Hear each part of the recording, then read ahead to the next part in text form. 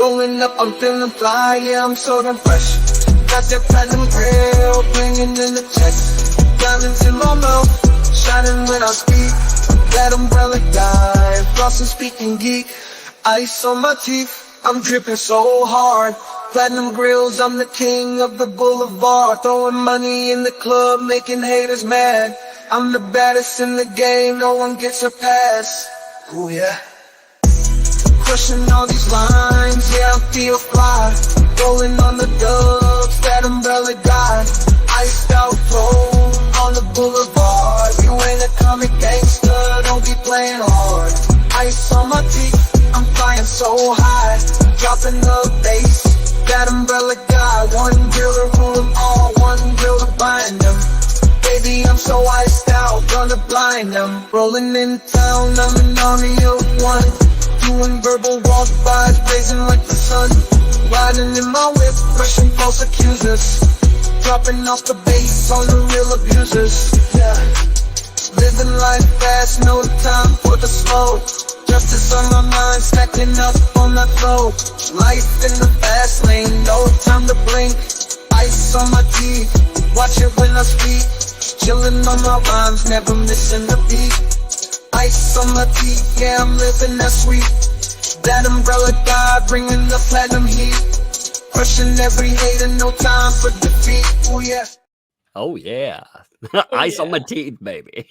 How's it going, folks? Man, we are late. Somehow it is Megan Fox's fault. I told her I was gonna blame her when we got out of here. My toe did not hit the button. I swear to God. Sure it didn't. Sure it didn't. Somehow you broke StreamYards. Look, she broke her camera and everything. Check it out. I did break. The camera's not working. She has now joined the faceless. Like, hey, it's amazing. I'm happy about that though, because by this time of night, like I'm on my heating pad. I'm like I look like Stephen Hawking. I'm like got my feet up. I can't move. I've got. It could be worse though. I've always thought, would I rather have to be cameraless, or would I rather go friend dresser later on? How I'd rather be cameraless. Oh, I had a lot of streaming today, so I'm tired. Did you? Yeah. I'm not in the mood to put on a face and makeup. I'll tell you that much. I've been crushing a schedule that's like 3 a.m. to 12 a.m. It's like, oh my God, I don't even know if I'm coming or going most days. So, I get you there. Yeah, I can't believe you can do that. That is tough. Oh, I had a kind of a troubling week. So of course, and this is probably our fault for even saying anything, but my husband and I told our oldest daughter, she's 18, she's only been driving for like 3 months now. We're like, we've got our first insurance bill. We're like, oh my God, her insurance is like, it's like $900 for 6 months. Oh no. Oh yeah. So my husband's all, be very careful, because if you get in any accidents or tickets, our insurance is going to skyrocket. What happens yesterday? I asked her to go take the kids because I had to work. I asked her to take them to a movie. I give her my credit card, have fun, go to the movies. She comes to a stop behind a car. It's raining out and her feet are wet and her foot slips off the brake and she rolls into the car in front of her, does no damage. And the woman that she hits can see there's no damage, says there's no damage, but then goes, well, I have to call the police. Yeah. Of course. So what she happened? Has a citation. Oh no. Oh no. Yeah. And she got cited for following too closely, which I think is kind of unfair when she stopped fully, but then her foot slipped off the brake. So is that really following too closely? We're pleading not guilty. I'm probably going to get her a lawyer just to be an asshole. Yeah, I don't for know. sure. Yeah, you should. you kind of should, just to see, Just well, to see I have what a they friend say. who's a cop, so I called him. And I was like, what do I do? And yeah, he said, definitely plead not guilty. Go when the ADA is there and try and work out a deal with the ADA. And then my lawyer told me, I called my lawyer too, and she goes, if the ADA doesn't deal, just tell them you want a lawyer and I'll represent her. So I was like, okay, good.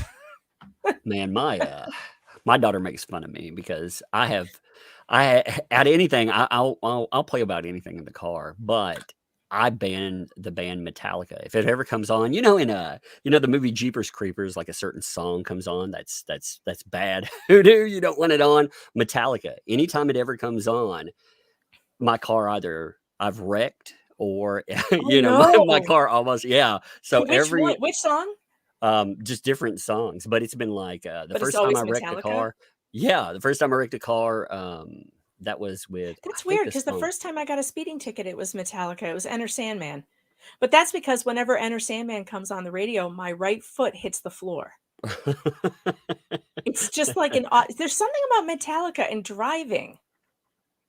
Well, mine, there was a song from Kill 'Em All that I flipped a car on its top the first time. That was my first car wreck. Ooh. It was the weirdest thing I've ever seen. Watching the skyline become the ground. That is, it is embedded in my brain. Yeah, Oh, yeah, yeah. no. I was out on a country road and there was this drunk dude walking down the road. So I tried to go around him and I did really good until I hit a giant pothole with the back tire. But I could watch the Oof. sky just flip over into the I That's mean, it felt terrifying. yeah, it had to be 3 seconds, but it felt like it took a month, you Isn't know? it weird? Isn't it weird how time slows down when you're Yeah. having one of those, like, bad accidents? I slipped on the stairs last January outside, there was ice that I couldn't see, and we have these stone stairs, and they're very sharp and heavy and, like, big stone slabs, and I slipped and I could see my feet over my head, and I was in the air. There was nothing underneath of me, and I remember thinking to myself, "Oh, this is gonna be bad." I had enough time to think that, and still I was still falling, and, oh, I fell right on my tailbone. It took an entire year for that pain to go away. Oh, It's so man. weird, and I even got checked out, and they said I wasn't injured, but I maybe had a bone bruise. A year! You're like, "Could I break my pride for real?" But it's weird how time just, like, slows down and everything it's weird, very weird. Man, let me give some, love to Subi Sue, by the way. Subi Sue is Subi Sue, I'll give individual shouts for everything, by the way, but Subi Sue has dropped, like, 20 gifted memberships, and Wow. let's see, a $20 super sticker, a $10 super chat, a $5, there's another $5. Subisu, There's some I'd like love. to personally invite you to my channel sometime. Never! No, I mean, Feel yeah. free to come and visit Yeah, everybody should anytime. sub for real. Sub Megan Fox. Actually, Me Megan's very good about, like, hitting people like myself up and telling me about weird, cool cases, and I'm like, "That's good. I need that some days," you know?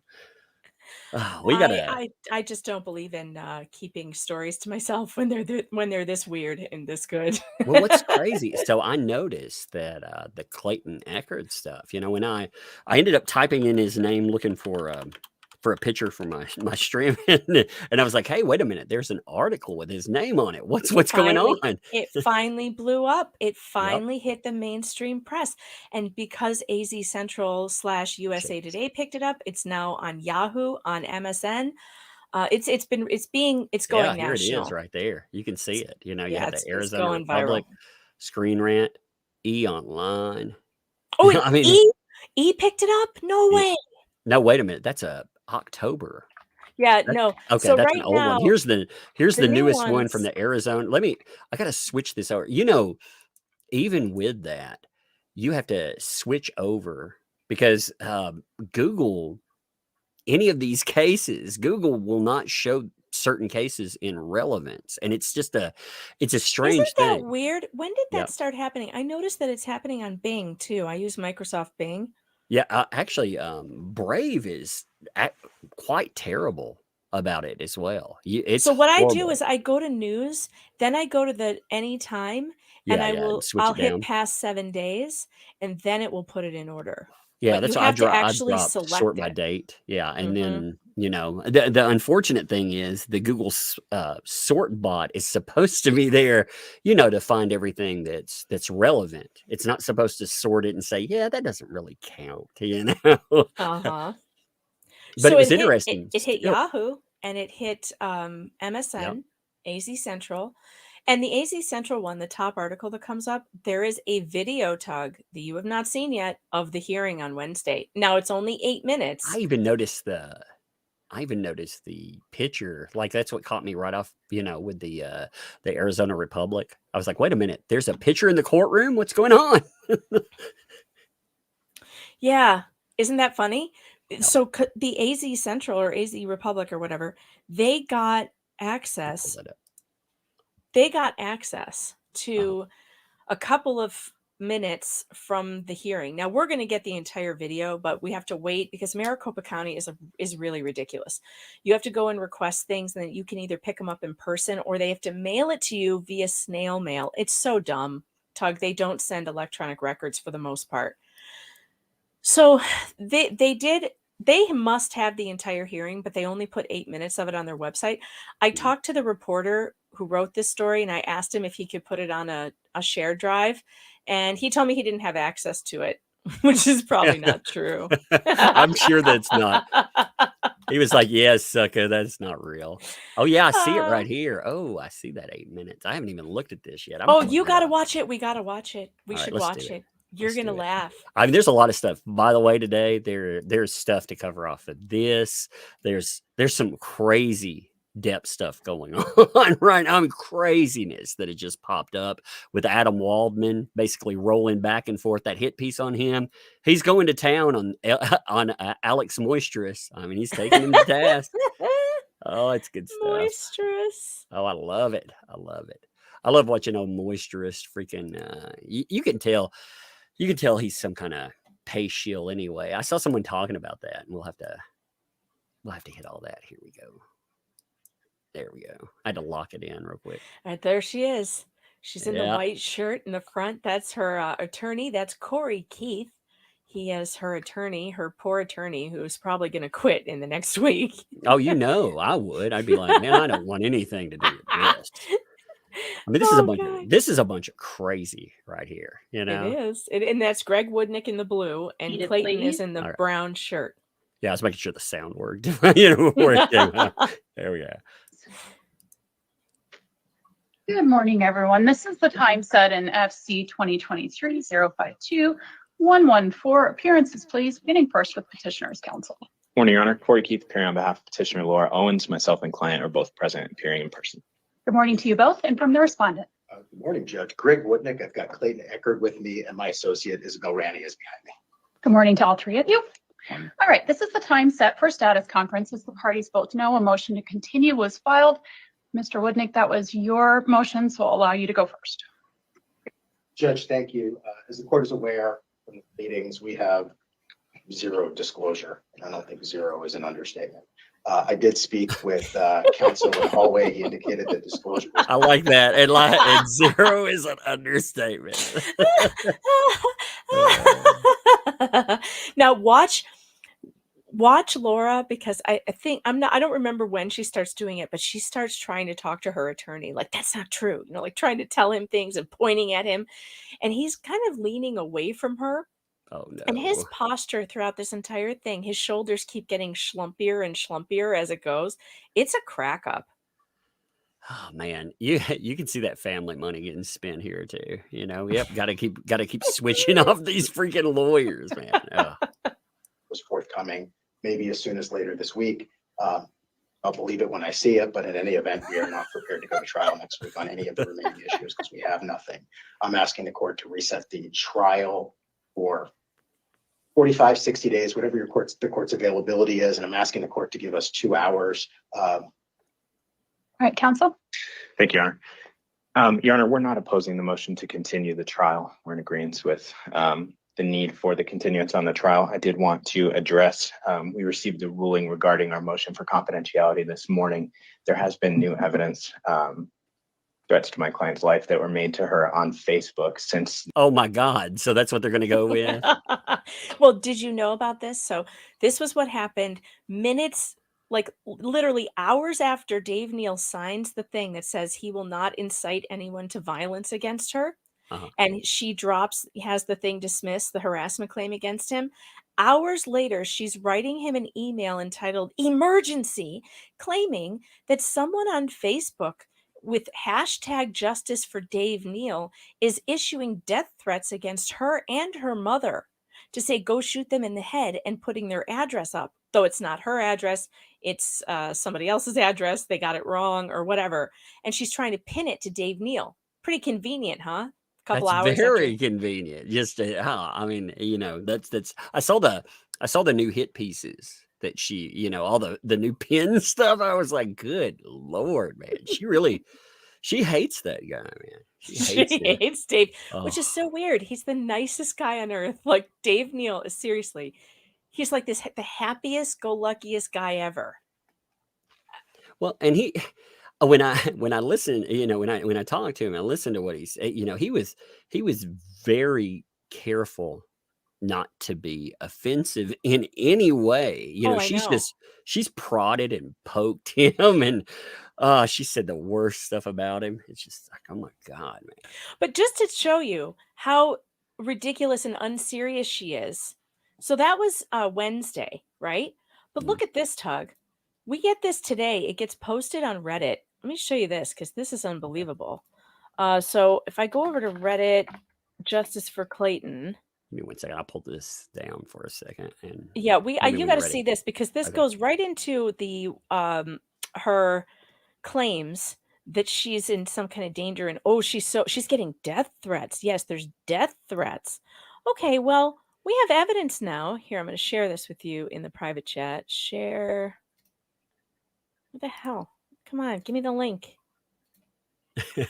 There we go. Copy link. All right, here we go in the private chat. You can pull that up. This is the police report. She did call in the death threats. Like she called them and said, and we have that recording too. It just came out today. She called in the so-called death threats. But look at what happened after she called it in. They said they would have a police officer call her back. Okay, here, give me one second. I got the share it. Take a second. There we go. All right. All right. Yeah, So I can see where she called them at 2 on February 7th. That Mhm. she was receiving these threats online, that someone's going to come over to her house and her mom's house to shoot them. Then on the same day, the police call her back. It says rang for 1 minute, then line went silent without person picking up or going to voicemail. We'll try again in 5 minutes. Tried again, rang for 1 minute, then went silent again, unable to leave voicemail. The same day, closed. Oh, Huh. huh. That's kind of that's kind of fascinating there. Well, like how worried was she? Yeah. How worried are you if you don't even pick up the phone after you've made this complaint? Yeah, because And the police tell you they'll call back, and they'll call back from a blocked or private right. number. They always tell you that. So when it comes through, you know exactly that's going to be the police right there. I think it's very interesting though that it says closed too. Yeah. Closed. Like, so no more investigation, no more nothing. Well, Although it does say underneath Miller dispatched. What date is that? February 7th? Yep. Dispatched. Yeah. Arrived. So there's your arrival. Yeah. Yep. It says right here, the no one here now. That's okay. That's remarked. Okay. So no one's here now. That's her, right? I think so. Can you hear me? Yeah. I can. Okay, good, because my computer froze. So if I disappear for a minute, that's fine.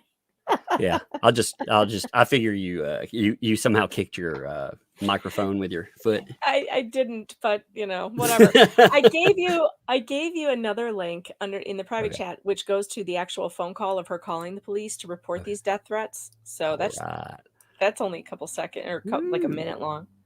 That'll be fun too. Ooh, nice.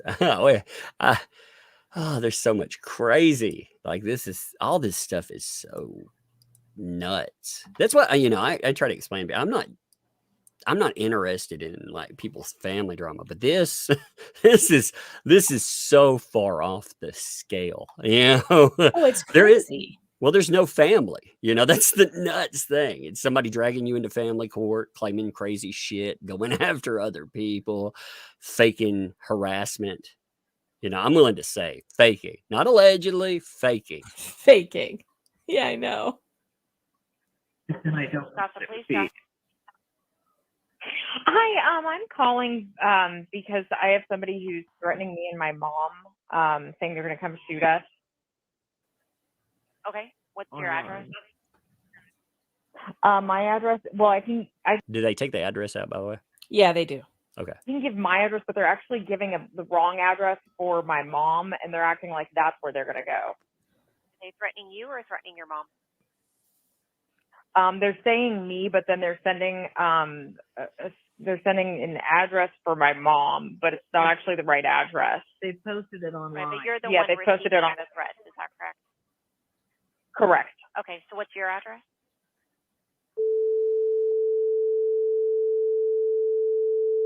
She lives at the same place that I live when I get like really mad in the car. That's awesome. Okay, and your name?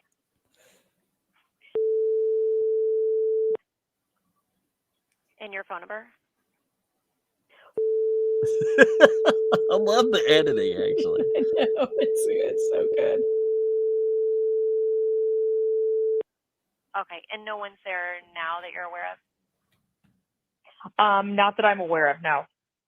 Okay. All right. I have the call in to have an officer make contact with you in reference to what they're threatening to make the report.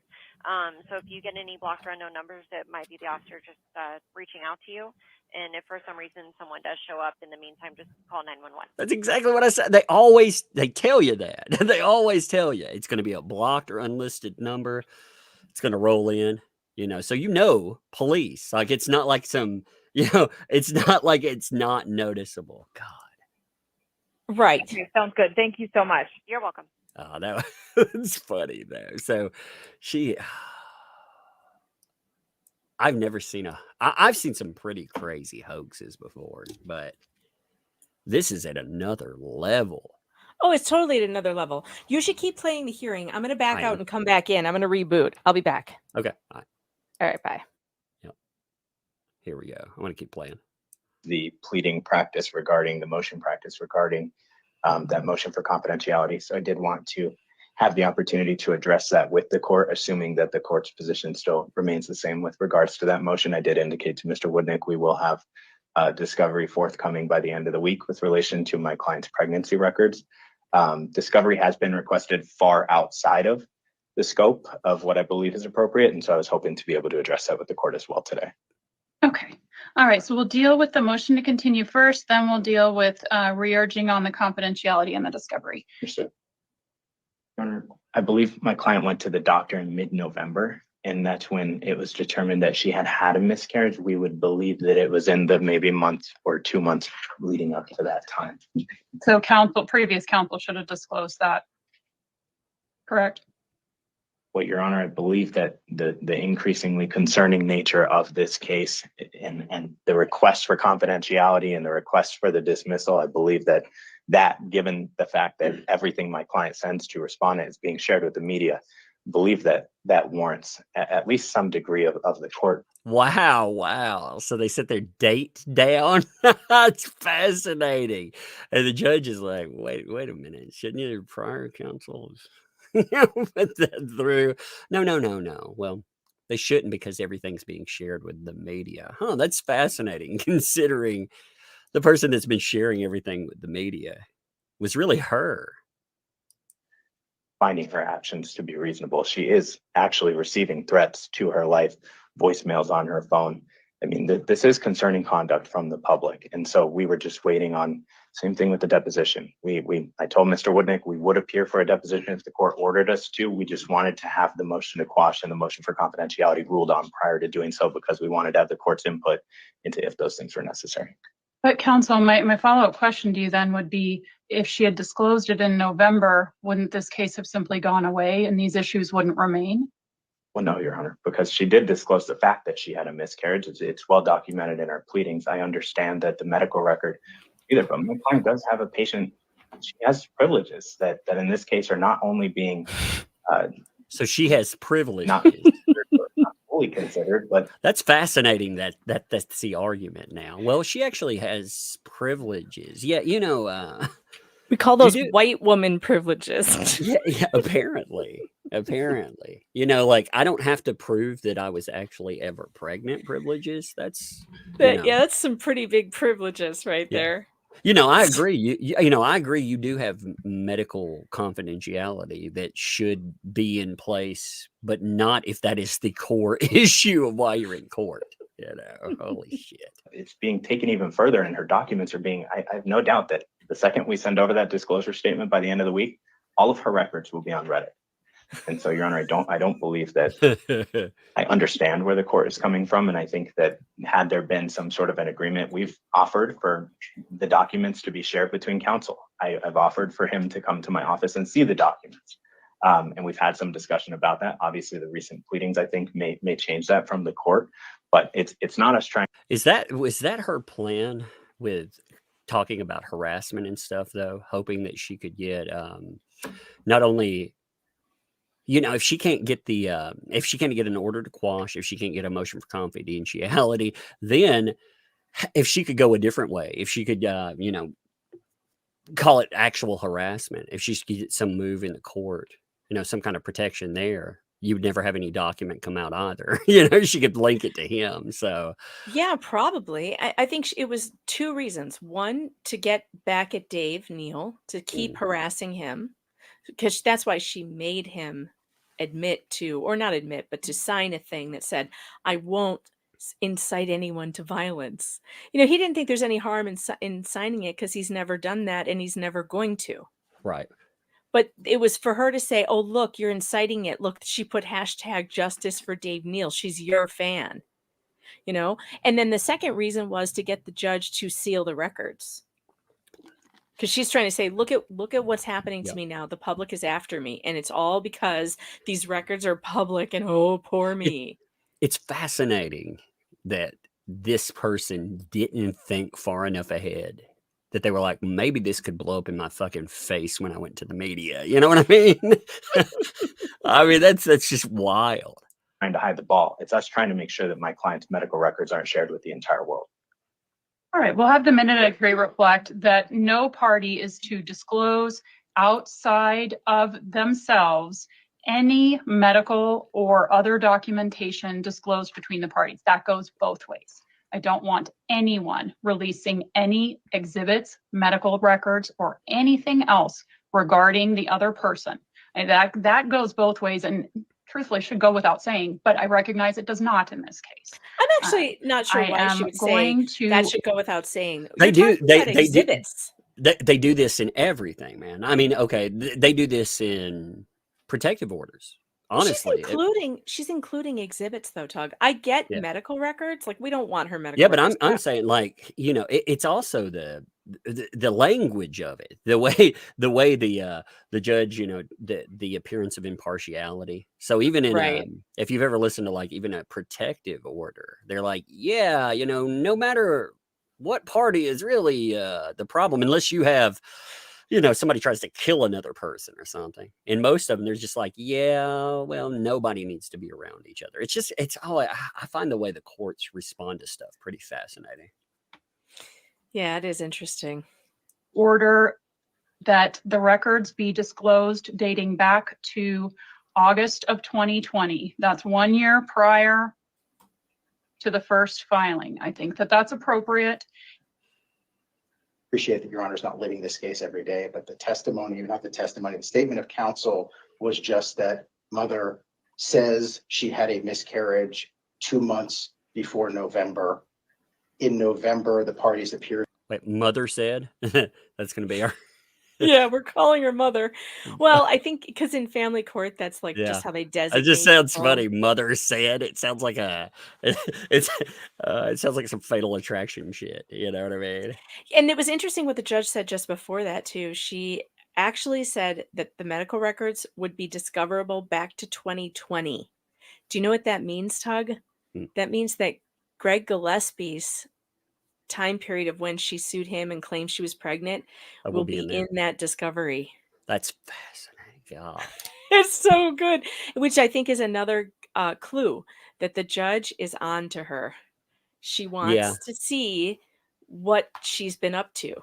That's a hell of a. I mean, the level of what's happened here. You know, the saddest thing about this, though, as fascinating as it is, even if the judge is cued in, you know what'll happen to her? Fuck all. Nothing. I know. You know, people are, even people that talk about this case, they cop out, in my opinion, because they're like, well, it's probably a mental health issue. Well, that's great. No, but you know, you're making an excuse. She doesn't want help. She's not asking for fucking help, mental health wise. So, you know, she shouldn't be able to avoid that. She keeps doing it. Like, and it's also very important to note that she would absolutely be found competent to stand trial.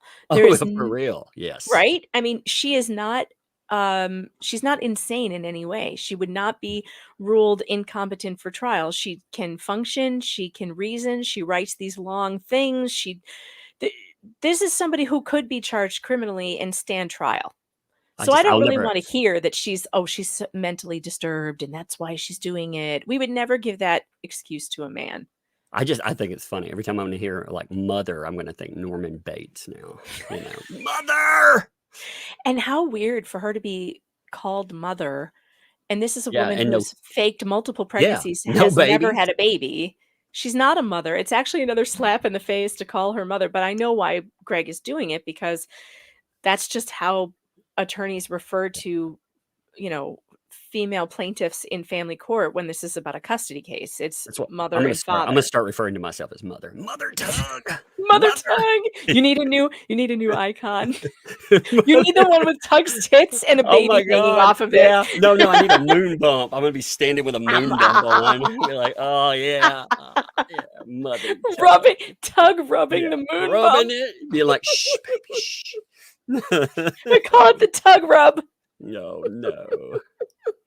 In front of Judge Gail-Ketsis, where mother had a pregnant belly and told Judge Gail-Ketsis that she was 100% pregnant by my client. Your Honor's not adjudicating that today, but I'm asking Your Honor to take back the protective order proceeding that was granted in my client's favor for purposes of not consolidation, to be heard concurrently for the purposes of attorney's fees and sanctions on that matter.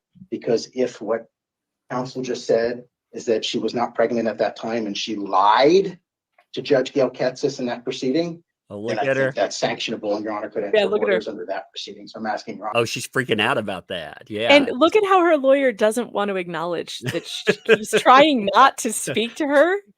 He looks defeated. I mean, you know, the look at his shoulders. Oh my God. He's like, how the hell did I fall in this? This money ain't worth it.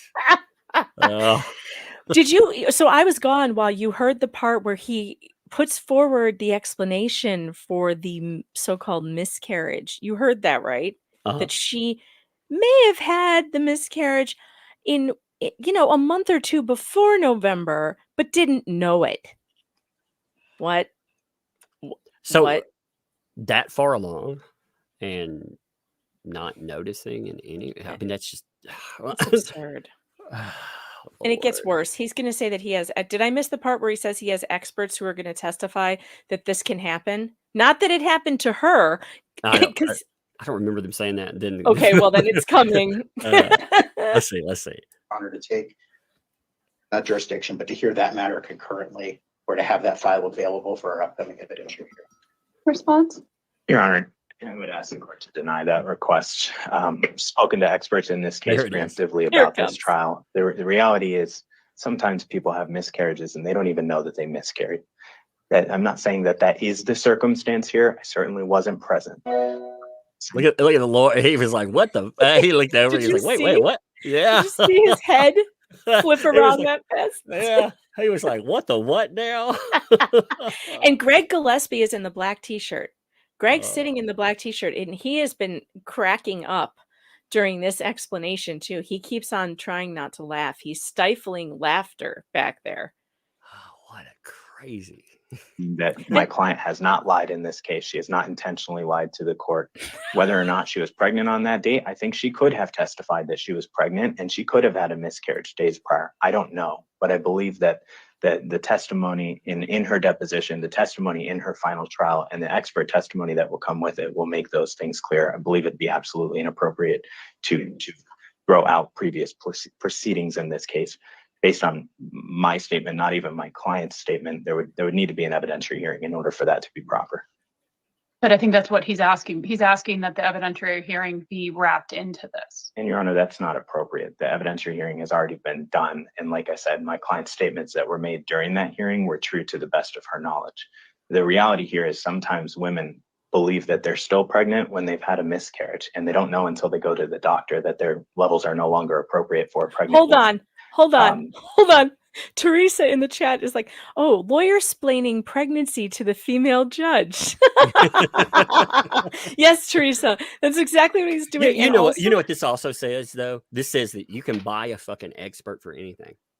Right? You It could. does. I mean, you know, this is if you end up in court, people, like for anything, some fucker will move against you with experts, and they will everything. You know, be like, no.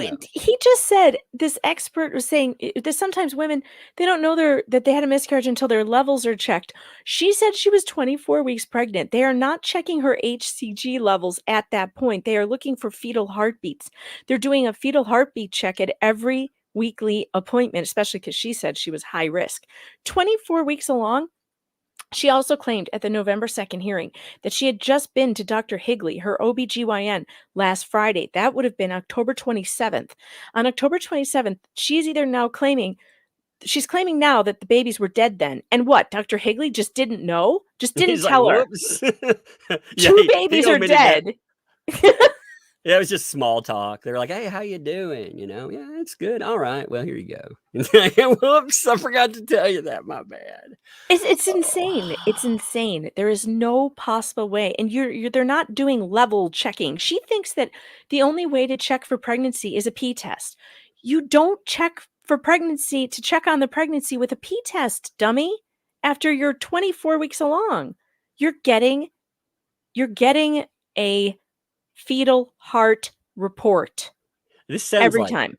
This sounds like she explained how pregnancy works to the lawyer, and the lawyer's trying to explain it with her words. It's like, what the fuck are you doing, dude? I don't. He looks like he's woke up in a nightmare. Just to be honest, he's like, oh my god, I'm gonna lose. It's gonna be bad. I'm gonna be humiliated.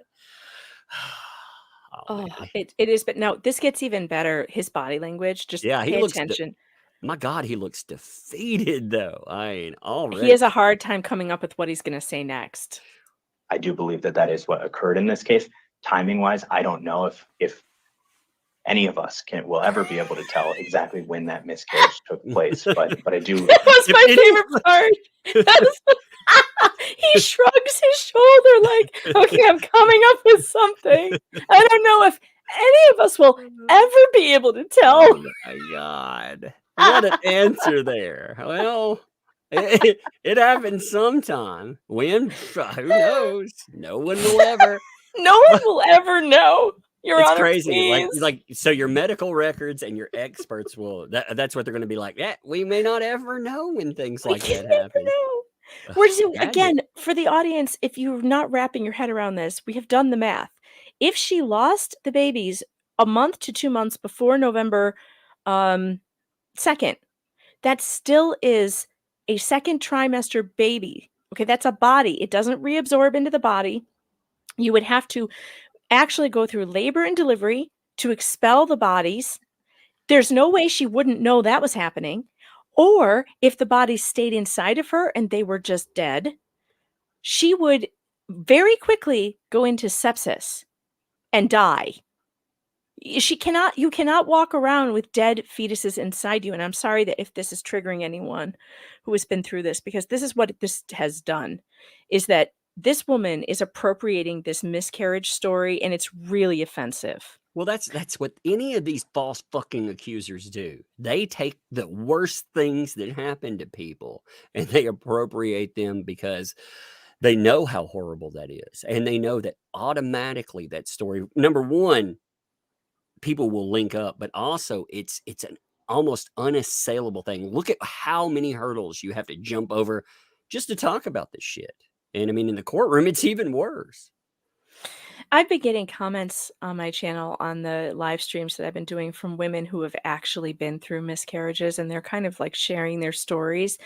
And I just want to publicly say how sorry I am that this woman is doing this to you and like bringing up all these memories and people are feeling rage about this. They're feeling like, how can she say this? We know it's complete garbage based on our experience that we went. I was just listening to a YouTube. I was just happened to be listening to this viral story, this "Who the fuck did I marry" story on TikTok that somebody put on YouTube, because I don't have TikTok, Chinese spy app and all.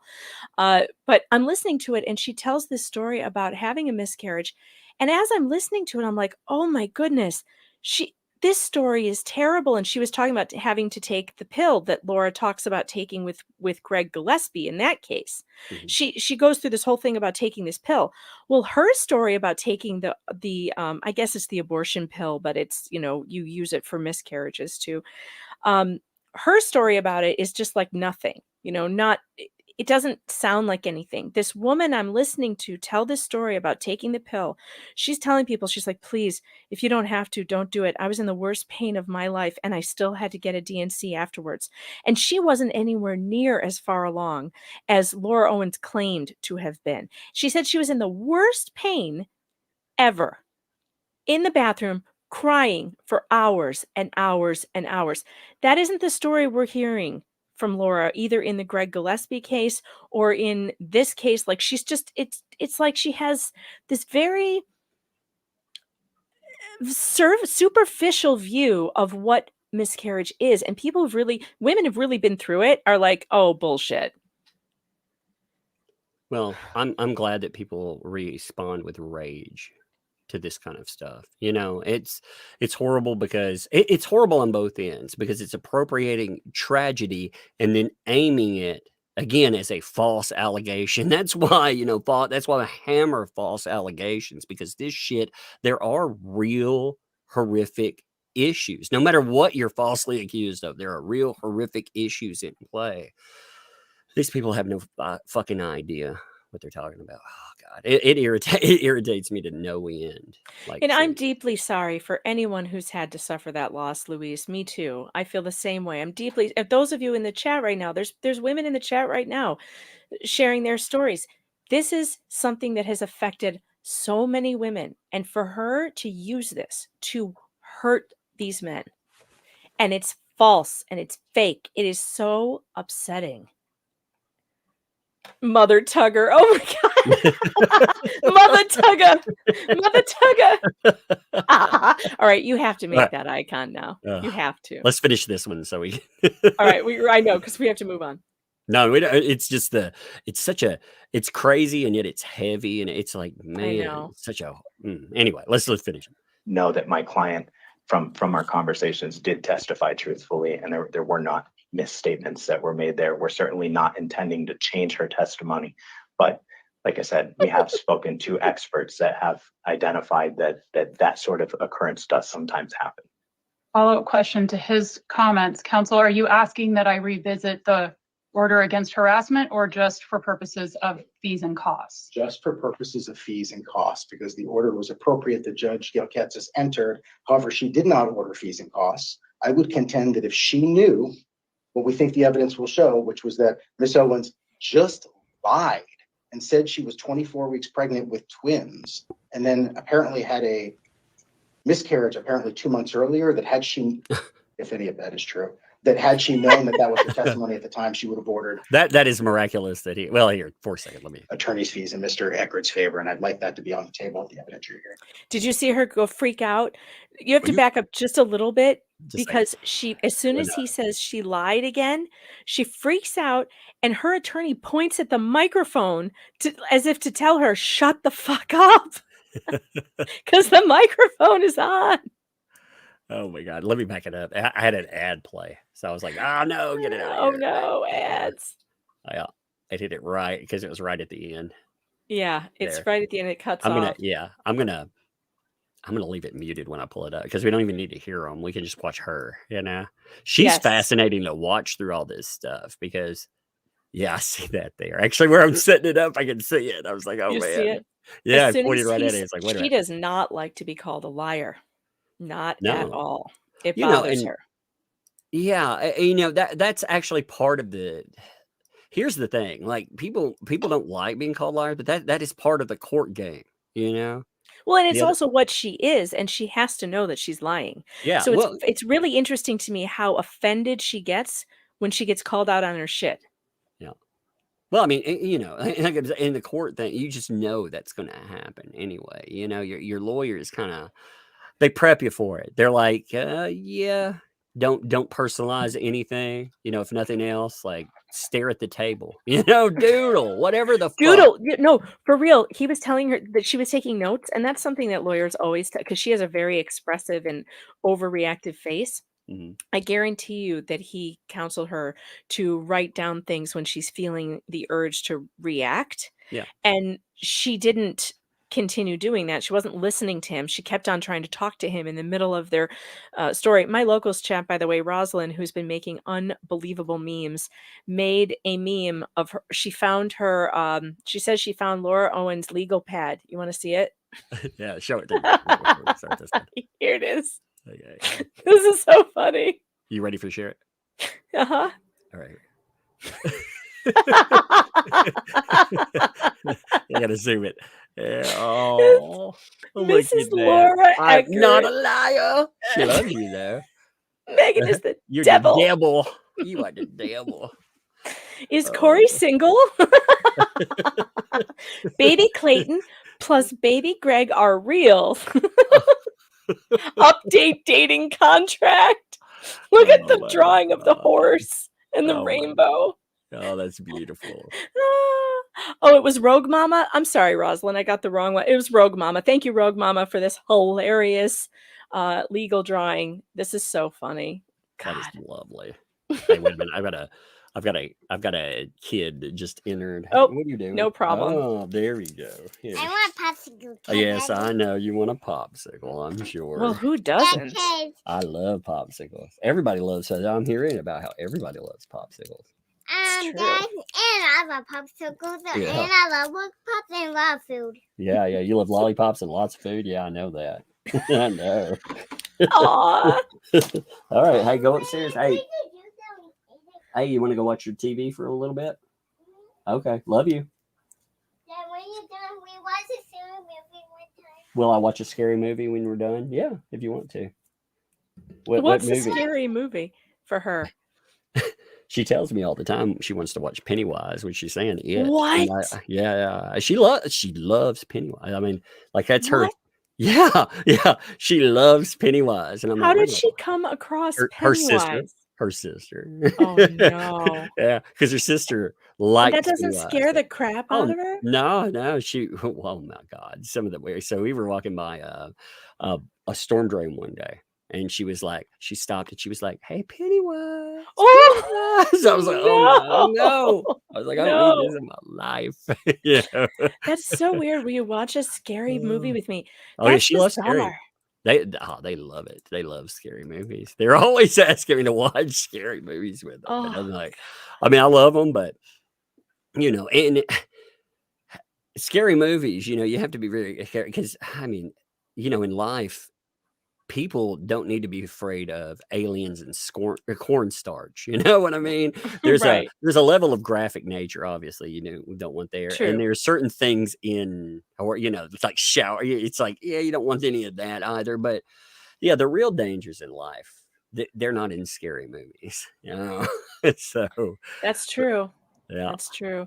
Well, and Grimm's fairy tales were extremely frightening. When you read the original ones, they do not have Disney happy endings. And like I think the Little Mermaid dies a horrible death. Oh And yeah. and I think that there's a purpose for those stories for children. And the reason why people would read those stories to children is because you have to find a way to break it to them that the world is a scary or can be a scary place, you know. Yeah, and it's just in these days, I want my kids to understand stranger danger. You know, I've looked at the offender list, and it's Mm. crazy to see what's around your. You know, my oldest daughter points out when we go to Walmart, she'll look at all the faces on the walls of all the missing kids. Tennessee is, you know, the number one for missing kids. So we just, and you know, I noticed we just filter that out. Like as an adult, It's so commonplace. You see it so much. And that's actually a horrible thing that, you filter out all those faces on the wall. Yeah, it's pretty bad. I mean, it's terrible trying to explain to kids who are so innocent and who come into this world with so loving, and when you have to Trusting. when you have to explain to them that there are people out there who want to hurt them, not only who Yeah. will hurt them, but want to hurt them. God, is that an awful conversation to have? Oh yeah. I mean, that's stranger danger talk, and also telling my kids, my daughter's like, I'll just beat them up. I'm like, no, they're adults. You run away and you Yeah. scream as loud as you can. If anybody ever approaches, you scream, you start screaming right when they come up. I don't care who it is, if it's Yeah. not a problem, we'll forgive it afterwards. Right. All right, here we go. Let's watch her. Here There she goes. yeah. There she goes. And he's ignoring until she touches him. Yeah. And then he's like, It was a with forceful the touch. microphone. The microphone's on. Do you see that? He's like, do you see that green button? That means Yeah. it's on. He's like, shut it down. Shut it up. Yeah, right. Oh, that's amazing. At first, I thought he was pointing at her legal pad and being like, write it down. Write it down. That would have been Like, amazing. write it down. You're not supposed to be talking. But then IT Goatee Brad pointed out to me when we were watching, he's like, no. He's pointing at the microphone at MG Law too. He was like, he's pointing at the microphone. The microphone's on. Like, that's the problem. He's worried that the court reporter is going to pick up whatever it is that she's saying. That is one. I mean, that case is insane. Is what it is. Well, I'm going. That's how insane it is. I'm going to Arizona for the June 10th trial. I'm going. Well, you're definitely, while you're there, you're gonna have to come on as a spot guest or something and be like, I absolutely will. I mean, that's this case has been fascinating to watch. Dave Neal and yourself are on the spot every time. So for me, I've been catching up in chunks. I'm like, well, that's crazy. That's so crazy. Ugh. I'm glad that one thing I am glad about though is that there are more people paying attention to this. Absolutely. And now a bunch more people are going to come, to it because the mainstream press is picking it up. And as much as we hate to admit it, stories don't really get that widespread until the mainstream, we force them to cover it. But really, I feel like that's my job. My job is really not to break the story myself, because I never care if I break it. I never care if I'm the one that finds a story. What I care about is that I force the media to tell a story that they would never have normally told. And I think we've done that here. I think Dave Neal has played a huge part in that. I played my part in it. We got it out there, and it forced them to cover it. And now they're doing it. When they start covering it, though, Dave Neal just telling you, they're going to be like, how many videos have you made, Dave, you sexist? They just wait. Just wait. It'll happen. Yeah. And that's why you make 1,000 more. You'll be like, look this, I'm making 1,000 more videos. Yeah. Let's hit this Adam Waldman exchange. Oh, yeah. I haven't even seen this whole thing, so I'm Oh my excited about God. this. So it's been funny to watch. So let me start this at the beginning. Okay. So Adam Waldman, let me pull up his Twitter here. If you notice, Adam Waldman is on a brand new account. You notice this account started up in December. And the reason that is because for some reason, just out of the blue, Adam Waldman gets hacked. He gets hacked, and there's you know how they do fake, like a video game company or something to try to get people to click, but it's always the same. You can Yeah. always track the same fake company. There's this fake company shell that you can't find anywhere else. So it's not like they took over and they just plant the same links. Oh no, it looks like a cover hack is what it does to say, no, that wasn't us. That was. Well, during that, his ad is changed over. And there's this, basically the ad gets hijacked, which is your identity online. That it's his name at Adam_Waldman. So it gets hijacked, but it ends up getting saved. Somebody ends up with it through a long series of events. Adam Waldman cannot get Twitter to restore the at to his prior account. So he has been trying for months now to get his account restored. Well, the other day, he comes back. He comes back right when Vice and Alex Moisturous are starting to pop off. So I'm like, there I could go. He's dropping the thunder right there. And I was like, he may have been responding to both, but looking at the way this goes, he's definitely responding to Alex Moisturous. You can see he does it. I know for sure there's been a lot of discussion about this, saying, oh, maybe that's not him. Oh, it is him. 100%. I'm very sure. Let's just say I'm saying 100%, not taking anyone else's word for it. I know this is Adam Waldman. Okay. I'll go with that. So he loves to drop his earliest account was, the first time he didn't know how to use Twitter, so he dropped a test. So he did it again, which was funny. Such a boomer thing to do. And he drops a Public Enemy quote. And this is, it's a media call out is what it is, and again, yeah, I was like, I don't know if he's calling out Vice or Moisturous, but the Moisturous thing. So I've been saying, look at my questions. This is a hatchet piece on Adam Waldman. It is a politically facing one just in time for election. And I had this feeling just by the way it sets up. And then I feel like it confirmed that with that have you heard the preview, by the way? Have you heard the 3 minutes yet? I did. Okay. I wanted to make sure. And it's so bad. Oh, it's so dumb. Maybe we'll play that in a minute. I mean, it's only 3 minutes, but oh, wait, are you talking about the preview for the podcast? Yeah. I still had Vice in my head. No, I haven't heard it. Oh my God. Let me find it. We have to play it. I haven't heard it yet. I thought I saw it rolling around on Twitter, but I didn't stop to listen. But yeah, it's worse than you think. It's the dumbest thing I've ever heard. I mean, it basically is like, how we know? Well, we have a guy that says that he's an ex-spy. And he had this in his timeline. It was the greatest thing I've ever heard. What? Oh, you're going to love it. This is great. Oh, my God.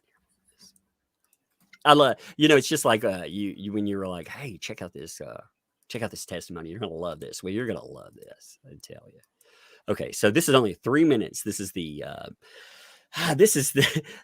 sell point. And again, when we're bringing this up, I want to make this very clear to people. This isn't a podcast here. Yes, it's a podcast, but this is big money, big social and political power. The people attached to it, you have the former news head of the BBC attached to this company. You have the former head of the Wall Street Journal, and you have Matthew Barzin, who was the finance chair for Obama in 2012. I mean, you're talking about heavy. There's just 3 of many other people. They've lost $14 to $16 million over the last few years. They just picked up another round, according to reports, for $10 million from private donors. So wow. Big money. Yeah, big money, big prizes. Yeah. So here we go. Check this out. There was a moment where I got up one day and I got on social media, I got on Twitter, and I just noticed that my feed was just absolutely overrun with content. This story starts with a spy. What? This story starts with a spy. Oh, wait, here we go. Well, former spy. Oh my God.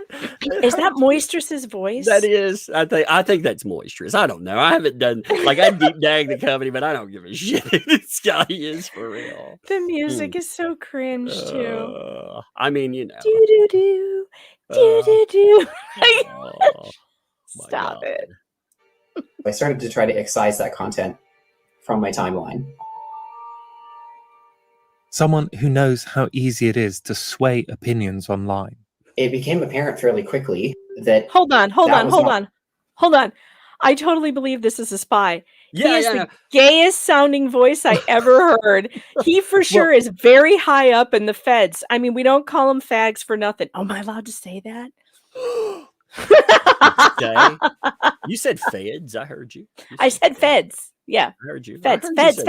We don't call them feds for nothing. You can say feds all you want in this this podcast. I love how they call it. If they want legitimacy, they're podcasts. you know? Right. It's like, are you kidding me? I No, never you know know- what to say when people are like, "Do you have a podcast on YouTube?" I'm like, "I guess." I now I do have a podcast though. I have Fox Den Daily. It's on Apple and Spotify, and I am apparently like ranked number 250 right now in true crime, which is not bad. Wow. So you've been crushing it over on. People need to check that out. Why don't you plug it real quick before we? It's just called Fox Den Daily. It's basically 25 minutes a day, wrapping up all this crazy law shit that we talk about on YouTube, trying to push people towards channels that cover real stories that won't give you corporate conglomerate, narrative bullshit. So I basically am just telling you where to find the cool stuff that I watch on YouTube and from the creators that I like. And people seem to like it. So it's fun. Go follow it. Go download it or subscribe, or I don't even know. I'm I very like the idea of not spreading out through used to stuff. this. You can apparently you can blow up and maybe get some corporate spot. Maybe you too can get $16 million. Well, hilariously enough, so my goal is, I only said this is a temporary thing. I'm trying for 2 months because they told me that if I got 7,500 to 10,000 downloads a month, I could be monetized and they would put corporate ads in this thing. And so I'm like, okay, well, let's try it. Well, it's only been on for 10 days. I'm already over 3,000 downloads. So I'm almost there. Oh, wow. Damn. Damn, you could get some corporate sponsorship. I'm telling you. Alex, you too. Like I said, if you want to lose $14 million, you bring on Daddy Tug. I'm just saying. Or Mama Tug. I'm sorry. I'm sure if I do get monetized, it won't last very long because I'll make a tongue slip like that Fed thing and it'll all be over. Now, how dare you talk about feds, I swear. Ugh. Working, which is unusual. Being a career investigator. There's another question too. So he's supposed to be an ex-spy, but he says he's a quote investigator. That's not a spy. I'm like, what do you retire from spying when you're like 12 years old? What is this? My brain kind of went, oh, there's something going on here. Oh God, I'm sure This spies person do came talk to me like with a this. strange. Oh yeah, it's like totally. I'm It's like totally my brain went, spy. oh, my brain went, oh. Really? I totally brought down Obama. Boop. You're like, what the fuck? That ain't how it works, man. Oh man. SEAL 6 member, I'm telling you. He was probably one of the guys that was listening in on the Trump Tower tapes. He probably thinks using Twitter and watching hashtags that makes him a spy. A spy. Oh my God. Essentially, what he just told us there is he doesn't know how to use Twitter. And that's how he proved that there was some kind of spy conspiracy. He was like, I saw this was everywhere and I totally tried to block it out and it didn't block. It's like, oh my God, are you kidding? Oh God, these people hurt my brain. I spent a period of time investigating disinformation campaigns, so foreign influence operations, information warfare stuff. This was okay. So you heard that right there. They're telling you this is going to go. I'm telling you, this is baiting it up to go after Adam Waldman because if you look up his bio, he's a lawyer, yeah, but I mean, he's done some amazing stuff. He's worked from everyone from Julian Assange, worked with all of that stuff to, he's worked with many other countries, worked with our country toward many other countries, and that includes Russia. So you just see this stuff coming together. It's more akin to that, what I was witnessing. Not about a stolen election or a hacking operation, but about Johnny Depp and Amber Heard. There is no way that was all organic. There's no way. Depp v. Heard was the celebrity trial of the century. From the trending hashtag Justice for Johnny Depp to the viral memes mocking Amber Heard. Millions of people saw Amber lose. This was the most humiliating and horrible thing I've ever been through. The US trial is a terrible example of what happens to women when they speak out. I hate that statement, by the way. I think it's a perfect example of what happens to men when they win. Yeah, that's true. And I think we should turn it around to say, this is what's going to happen to abusers when we catch you. Yes, for sure. You know, Stop saying this is what happens to women when they speak out. No, it doesn't. No, it doesn't. This is what happens to abusers when you get caught. Well, it's weird too. You know, nobody would ever tell me that I can't make videos on Harvey Weinstein. They would never tell me any of these people. You know, they would never have the audacity to go out and to tell me that. But with Amber Heard, they'll tell me, "Oh man, why are you making so many videos about Amber Heard?" Like, by the way, look at that picture they chose of her. That is a really strange and unattractive photo. That's the worst freaking podcast. Like, what kind of art is that? I mean, I you could have got made that in Canva in like 5 minutes. And also, look at the profile. It's distorted. It looks like a Picasso. Why would they do that to her face? Did they put it under a, like, is it my screen that is stretched, or is that stretched? It looks weird. There's, well, why do they cut the E off? Tortoise. Oh, that's artsy. because it's a turtle instead of an E. See, it has a little head.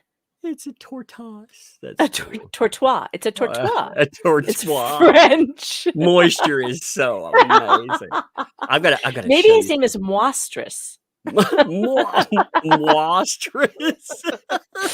Alexi Moistress at Tortoise.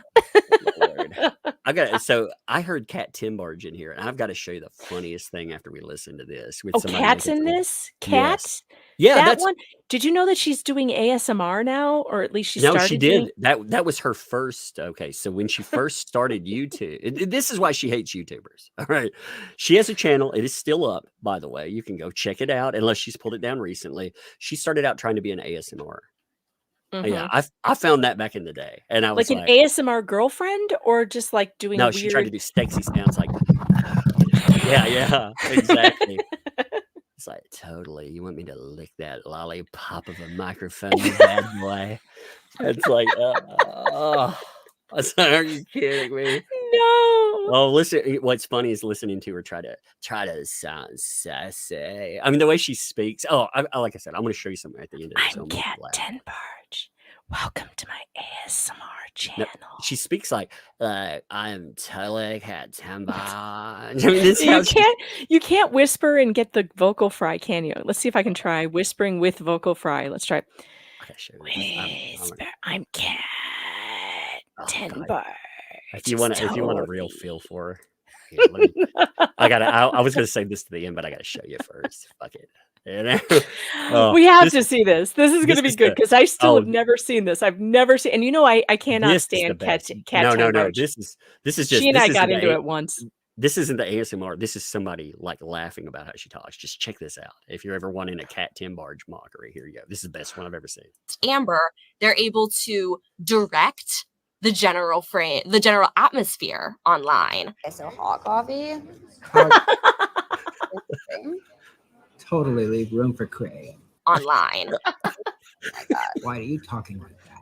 Because they're priming people. Because this is my voice. This is my voice. He's the good guy and she's the bad guy, and that's what we're going to see. No, it's not. I heard you talking a minute ago. I know you don't talk like that. Neither do you, because nobody actually talks like this. You choose to talk like this. And today I chose to talk like this. Pretty fucking annoying, isn't it? Online. I can't help it. It's my voice. No, it's not. It's an affectation that annoying teenagers and rich people use to sound like they don't give a shit. So I know you're not rich, and you don't look like a teenager. Unless you're Eunice Kennedy Shriver, knock it off. Commentary. You're total dick, man. There you go. Good. That is my favorite. That's fantastic. We have ruined an entire generation of women with the vocal fry. I don't know why they do. And the upspeak. If I hear one more person who ends every sentence like this, I'm gonna freak out. I can't listen to that anymore. You can't take it. I can't take it. Listen, Amber Heard was, she was wronged. I like how she uses her hand motions in there too. It's like, what are you fucking doing? Oh my God. Ugh. Anyway, let's finish this part. 1 minute. Moisturous is hard to like. These people try hard. They are fucking. He sounds like, if that is him, he sounds like an AI version of himself. Like it doesn't even sound like a person. Well, I mean, they got to be spending that $14 million on something. It sure as fuck isn't the thumbnail. I mean, come on. That thumbnail is bad. Oh, it's really bad. You might think that's all there is to it. But what if you're wrong? If you're wrong. What if Amber Heard was the victim of an organized trolling campaign? Those Well, that's Twitter a accounts appear fantasy. to exhibit indications that there have been a rented bot network or a for-hire propaganda network. What if the online hate against her wasn't real? I think it's 100% inauthentic. I have no doubt about that. It appears to be some sort of organized attack. And if so, you notice It that appears. appears to be. Yes. Yeah. They have no evidence of this. No, not at all. I mean, what are they going to do? They're going to bring in, I think they're going to bring in some low rent fucker and they're going to say, yeah, I was totally behind all this, They're going to blame you. They're going I to say hope that you have an army of bots. I am a It's gonna- fucking super villain online. I love it. It's going to be hilarious. It's going to be Oh. Tug's bot army. I mean, I'm telling you, they have made us into supervillain because instead of admitting that she's wrong, they're saying that Adam Waldman, myself, and Laura B, and Incredibly Average. I think that's going to be we somehow went out and we put together a bot army to mislead the entire world. I was like, I am a fucking supervillain. I love it. Well, Manders did just point out that you are head of his Twitters. Yes, I'm the. Did you make T-shirts that said "Head of Johnny Depp's Twitters"? Because you No, really, I didn't, but I you really need should to. have. Because I just, by the way, I actually just rewatched the cross-examination of Amber Heard, the entire thing, including the rebuttal and the redirect. I just watched it again, and I was actually stunned at how bad it really was. And how I had forgotten. I mean, I sort of remembered that it was a terrible testimony, but I mean, it fades after a while. All you need to do to understand why everyone hated her, just go watch that cross. It's 2 hours or whatever, 2-3 hours. It's in 4 parts on Law and Crime. Just type in Amber Heard cross-examination. It'll come up, parts 1, 2, 3, and 4. You can't believe how unbelievable she is, how incredulous she is, how incredible, and not in a good way she is. She is not credible. She's the opposite of credible. And for them to make this podcast, it's like, I just want to tell people, please go back and watch that without any commentary. Don't tune into my channel to watch it. Don't tune into Nick Ricada to watch it. Just watch it yourself. When I went through the trial, I would talk during breaks, but I never talked over. I didn't panel. Like I did it on my own because I wanted to listen to what they did. So that's what we did. We just let it play because I didn't have to say anything. That's what I tell. I didn't have to say a damn thing at all. She said everything. But can you imagine what the media wanted was they wanted to take her words.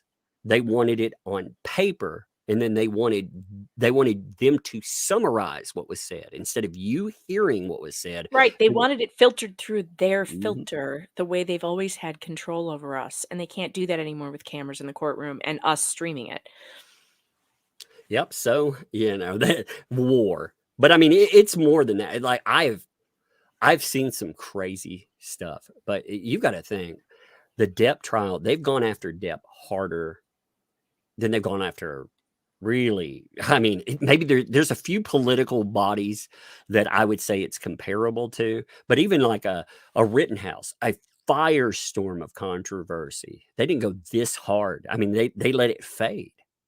It's true. Yeah, but they didn't this. Anyway, let's finish. 1 minute. I'm not going to interrupt it. 1 whole minute. Here we go. We can do it. Who was responsible? You might actually be able to narrow down who's running this. Amber Heard is a monster. This is more than a story about celebrities at war. It's about how easily truth can be manipulated in our digital age, how our thoughts can be molded without us even knowing. There are many things we can say about this very toxic industry that is really a threat for democracy. DMs Right. that basically said, I got to stop it. I can't help it. Threat for democracy. We are a threat for democracy. I pick up a microphone. I talk about what I think. I reach out. I talk to sources. I get exclusives. I'm a threat to democracy. I think it's pretty bold of him to have said that the truth is easily manipulated. What truth? Whose truth? Yeah. Aren't they the ones who run around saying my truth and your Mhm. truth? Yep. So you don't have the monopoly on truth anymore. How do you say the truth is manipulated when you don't know what the fuck the truth is because you think every single person has their own truth? The sky is blue. No, totally. What is, oh my God. Kat Tinbarge is the person speaking right here too. What she's saying really pisses me off in a lot of ways. So just it's a small clip. we know where you live, we know where you are, and we're going to come find you and we're going to hurt you. She's saying that she's getting death threats. She so one of the worst things. Kat said she was getting death threats, Yeah, or Amber? no, Kat said she's getting death threats. So Kat Bullshit. Tinbarge. How many death threats do you get every day, Tug? Oh, I get quite a bit. But Kat Tinbarge, she went out. She didn't just take aim at one of the three people named by Adam Waldman. She went out. She doxed her husband. She not only did that, but she was proud of doing it. She just, I mean, I was like, look, right here, she's doxing it. And she underneath it, she posted, oh yeah, I'm doing that. And then posted where to go to it. So she was like, yeah, fuck him. I'm doxing. Straight Didn't up. she also call his employer? I feel like somebody called his employer. So I wrote about this on PJ Media. I'm actually going to drop the link in the chat if you guys want to read about it, if you want to catch up on this. But I got into it with Kat. I think I sent her a press inquiry, which is hilarious because they hate that so much.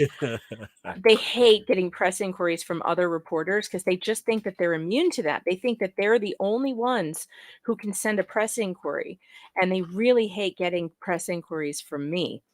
Here, I'm going to drop it. Send her a voice message. Be like, would you like to come on my podcast? Hi, Kat. Do you want to come on my podcast? We There can you talk go. all about Amber and all of the things that you have said about this bot army and the death threats. I would love to talk to you. Could you imagine like trying to sell that right there, bottled as ASMR? Oh my! I love life some days. I mean, I tell you, like if life is ever like shitty or something and it's sad, just tune into stuff like this because it's the funniest shit you've ever seen. Okay, I'm reminding myself what happened in this case. So the thing that I found most egregious about what she did was that she used a tweet from an unverified account with 160 followers to try to spread the appearance of support for Heard. It's a mystery why such a small Twitter account would get the notice of NBC News. The tweet only had 1,000 or so likes, but it sparked an entire article by Tinbarge. Do you have your thing pulled up for that? Hey, pull it up real quick because I want to see if it's a specific account. That's what I want to know. Okay, so the tweets are still linked, but they're not showing up. I wonder if you know why? Because I wonder if she took them down. No. That account, it's better than that. So let me pull this up here. Like we can still read them, we just can't see them on Twitter. So here's the article: NBC News reporter at doxes YouTuber for criticizing Amber Heard and her PR guru. So here's one. Amber Heard deserves an apology from the entire world that mocked, ridiculed her, and derided her for entertainment purposes. Apologize to Amber Heard. Start believing victims when they speak up. They are not lying. They are not conspiring. They're not crazy. They are survivors. This is the tweet that she wrote an entire article about. She also wrote, so she used what she called an IPV expert. All right. They were used all over the media. Well, that account, people kept talking about how there's something wrong with that account. It's inflated numbers. Nothing made sense. Plus, the media was all over it and they were following it. You could tell there was something wrong there. Well, that account, when it pulled itself offline, it was getting so much backlash. It said that it shouldn't get backlash because it was a very young teen. Oh my goodness. Yeah, so they were quoting as an expert for IPV a very young teen. That was She Kat also Timber's. went after Andrea Burkhart, friend of mine and great lawyer and Yeah, I like commentator Andrea. on Law and Crime, You and know, I she's can't been follow Andrea, by the way. That's weird. I have That's weird. Jeremy from Geeks and Gamers. I can't follow one of his thing, but anytime I follow Andrea Burkhart, I get unfollowed. So that's kind of weird. That's really weird. Yeah. So Kat went after her for publishing the 6,000 pages of documents that were public. I mean, she paid for them, but she raised money, she paid for them, she put them on the website for free. Mm-hmm. And she said, after publishing the documents, which contained more than 6,000 pages on her website, Burkhart and her followers ignited more scrutiny of Depp from people online. Well, so what? Well, So that's what? the thing. Okay, And that's all we get. And she says she admits she never read any of the documents. Tenbarge. Never read any of them. That's also okay. That should be right there. A statement about, oh, running PR bullshit. Paid to find out the truth. You wanted to find out more. It doesn't matter if it looks good or not. It is part of the truth. You want the entire puzzle. She dumped everything out there. It wasn't scrutinized. She dumped it out there and let everyone look at it at the same time. Wow. And that's what should be done. Yep. People, more information. Sunlight is good for freedom. It's good for liberty.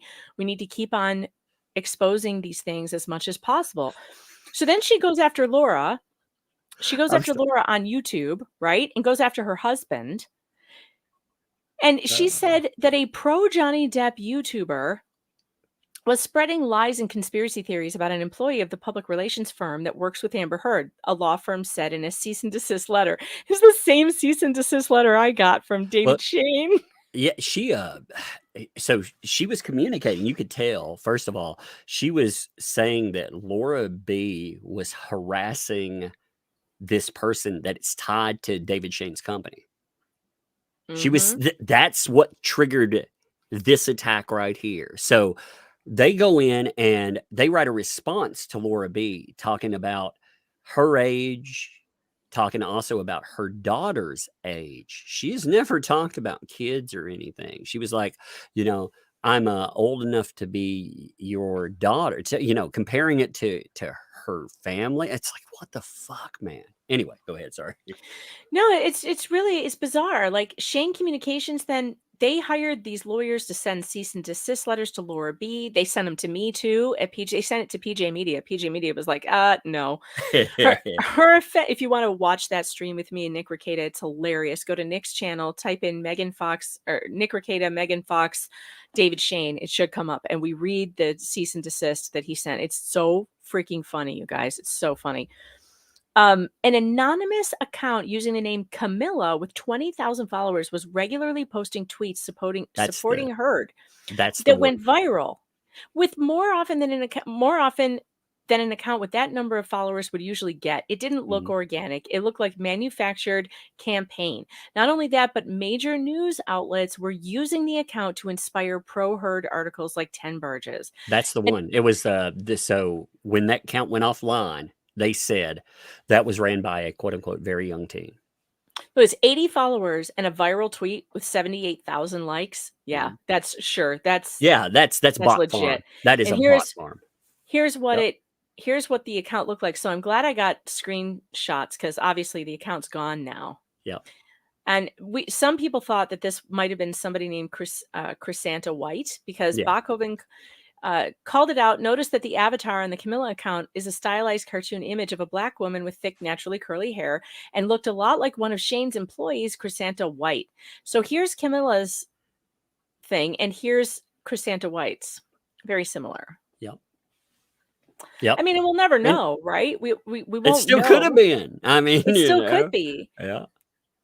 But it's funny that they're accusing. I could recognize that thumbnail from the moon. You can tell they're like something I've done, not from the icon, but just from the fucking bubble letters, I forgot that I put this up here. I look at, there's a tug video. Here's a tug video. I use, you know how many times I use like I used to get messages from, I'm not going to say which YouTubers, but I would It's a get great messages. screenshot. Yeah, they would be like, "How many times are you going to use that screaming face, though? How many times?" And I was like, "Maybe 100 more. I don't know, As many 150." times as I I need used to like to. put it on anything. I just slap it on a random image. Just I thought it was the funniest thing ever. So I mean, if you go back before the trial, before we got all these, like there's this one screaming face, and it's on everything. I just worked it into every thumbnail. I thought it was the funniest thing ever. Yeah, so this is what I was looking for too. They did call somebody, I don't know if it was Kat, but somebody targeted Laura B's husband at his place of work. That's not Called his surprising in any. employer. They doxed her place of business too. You know, that what she does. Like it'd never been discussed, any of that. And all of this, she was a document person. I mean, she was pulling up documents and putting them online. And that's why she got targeted, because as part of that, Adam Waldman mentioned her, you know, again, 3 people, and they've targeted every one of them. And you notice, incredibly average. I love what he did at the beginning, by the way. Oh my gosh, yes. Well, he I has was following that. his account's privated. He, you know, he's got it locked down on Twitter. Are you serious? He disappeared for the longest time. Didn't talk about anything. Again, he's never said, you know, this stuff was about, but they targeted him. They tried to ruin his ass. They went after Laura B. The only one out of everybody, you know, Laura, again, nobody wanted that attention except me. I was like, fuck yes, bring that attention. I want it. Give it to me. I'm your bad guy. Give it to me. Fuck you. Wow. Yeah, is his channel still down? I don't know. No, I'm talking about his Twitter, not his channel. I know his channel, I think, is still there as far as I know. Oh, I hope so, because he had all those recordings. The and they voice were recordings. awesome. Yeah, actually, that's the one piece of evidence. They actually went in and tried to spin the idea that when he went through and he told you what was said, no, he wasn't actually telling the truth. This was what was said. And it's like, you know how many times I've fucking listened to this That was an thing? exercise in gaslighting for sure. Yeah. For sure. You know, here's the thing that I was trying to point out in this article too, is that Tenbarge did no inquiry into finding out who Camilla was. She went after Laura B with a vengeance, and she doxed her and doxed her husband and doxed her kid. But look at what she did when it went to speaking to Camilla, right? PJ Media reached out to multiple times to Tenbarge to inquire if she did confirm who runs the Camilla account, but she did not respond. We also attempted to contact NBC's media contact at Tenbarge's editor, and neither responded to our questions about how the story was vetted. According to Tenbarge's own article, she spoke with White by phone, but only communicated with Camilla through Twitter DMs.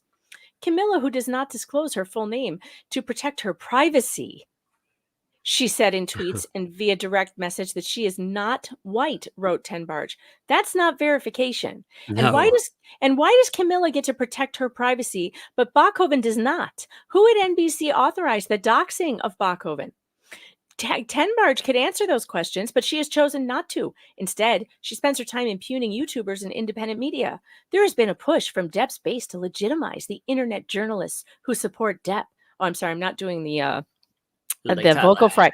But these online creators don't follow journalistic standards or ethics, like reaching out to people for comment before you post allegations against them, she wrote. Of course, Taylor Lorenz was caught doing just that, and she works for the Washington Post. Tenbarge thinks she has journalistic standards, but she didn't even verify if Camilla worked for Shane Communications, and she doxed someone while calling her a liar without finding out if Shane was telling the truth. What kind of standards are those? Not well, I mean, this is the same person though. And NBC allowed this, that targeted her fucking coworker. When Camille Vasquez started up, somebody in NBC, and Mary Sue says that it was fucking Kat Tenbarge, went in around that office, filed complaints about them working there, and basically created a hostile working environment. That's right. And NBC I did forgot fuck all about that. I forgot all about that. That's why. Look, I'm tired of this people. woman. I have been in I guess I've been in a blunt mood lately. I'm tired of people treating the mainstream, at least 90% of fucking media people, but especially those tied to most of these mainstream companies, like they're anything but the enemy. You know, people go out there for whatever reason. They're either naive or they want the clout from them because, you know, hey, you get that spotlight and they don't treat them like what they should. They are the fucking enemy of truth. Look at this tweet that this very smart guy tweeted out. Look at this tweet from that umbrella man. Let The me umbrella man. read it. If I conducted myself like the mainstream media, I'd be banned on every platform online. Yeah, I mean, for real though, they dox. No, really. They use personal information to tag people's families and then hide behind special treatments given press outlets. The public sees them though, and they do. We see them. You know, I also said to the Washington Post that the thing that it's funny what triggers each outlet. The Washington Post got triggered by my answer to them was, if you want war, I'll give you war. And they were so mad about that. I was like, holy shit. Mm. Well, look, they pretend like they're not waging war on us, but that's exactly what they're doing. And they have much more power and ability to do it. You know, we're out here, we're on our own. We don't have a big corporation behind us with a budget that's, you know, paying for us to go after these stories. We're doing it completely on our own, completely listener supported. And we're out there, we're very vulnerable. They've got entire legal teams. You know, we don't have that. If I need to hire a lawyer, I have to crowdfund for it. And I have done it and I will win. But I'm just saying, like, we don't have the kind of protections that they have that they get to hide behind. Yep. And it's not okay that they have decided they're coming after us when we're the little guy. We're the David and they are the Goliath. And it drives me nuts. I'm that tired they of can't these just play in your own damn sandbox. I'm You just know? tired of these morons coming after. Like if Kat Timbarge was asked about sunlight, she'd probably be like, "Sunlight is best with bikinis." You know, you're like, what the fuck does that mean? Finish this sentence. Sunlight is the best. Bikini wax. It's the best for acne. Acne, bacne. Like, what the fuck? Bacne. Oh my God. I can't even play those last few seconds. You got your feel there. I get the Okay. drift. Yeah. Okay. Yeah, I So got we're the gonna drift. go. Okay. So Adam Waldman. Let's get back to Adam Waldman. Oh God, I forgot we were even talking about him. Yeah. Well, you know, I wanted to show like I'm I'm not always right, but on this kind of stuff, I'm pretty good at. You know, it's just like yourself. If you look at the media, you can kind of tell what they're going to do. I saw the questions that came in for myself.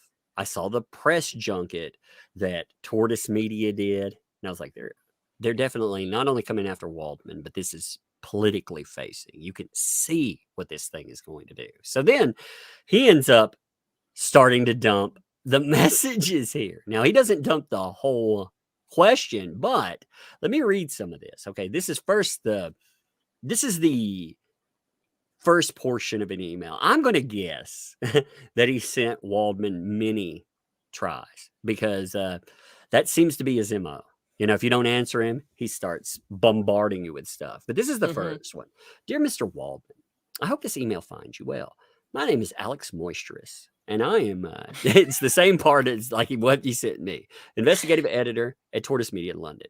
As you know, we're preparing to publish a multi-part podcast looking at the Depp v. Heard trial with a particular focus on whether Miss Heard was subjected to a coordinated, inauthentic attack on social media. The case file involves significant public interest questions, including the ease by which online disinformation campaigns can be mounted and the effects of social media trolling on the administration of justice. Now, I want you to notice this. Administration of justice. Oh my God, stop it.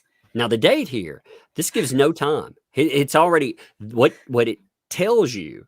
They're dropping the previews to this thing within a couple of days. So they've already made this, and they're just going to shove in a few, whatever they think sound bites from Adam Waldman that would have went into it. But they've already made the documentary series because it's premiering in a few days. So they give him they waited till the very last second. Yep. And what they were going to do, I will tell you exactly how they would add his contribution to it. At the very end, they would say, Tortoise Media reached out to Adam Waldman and he responded with this statement.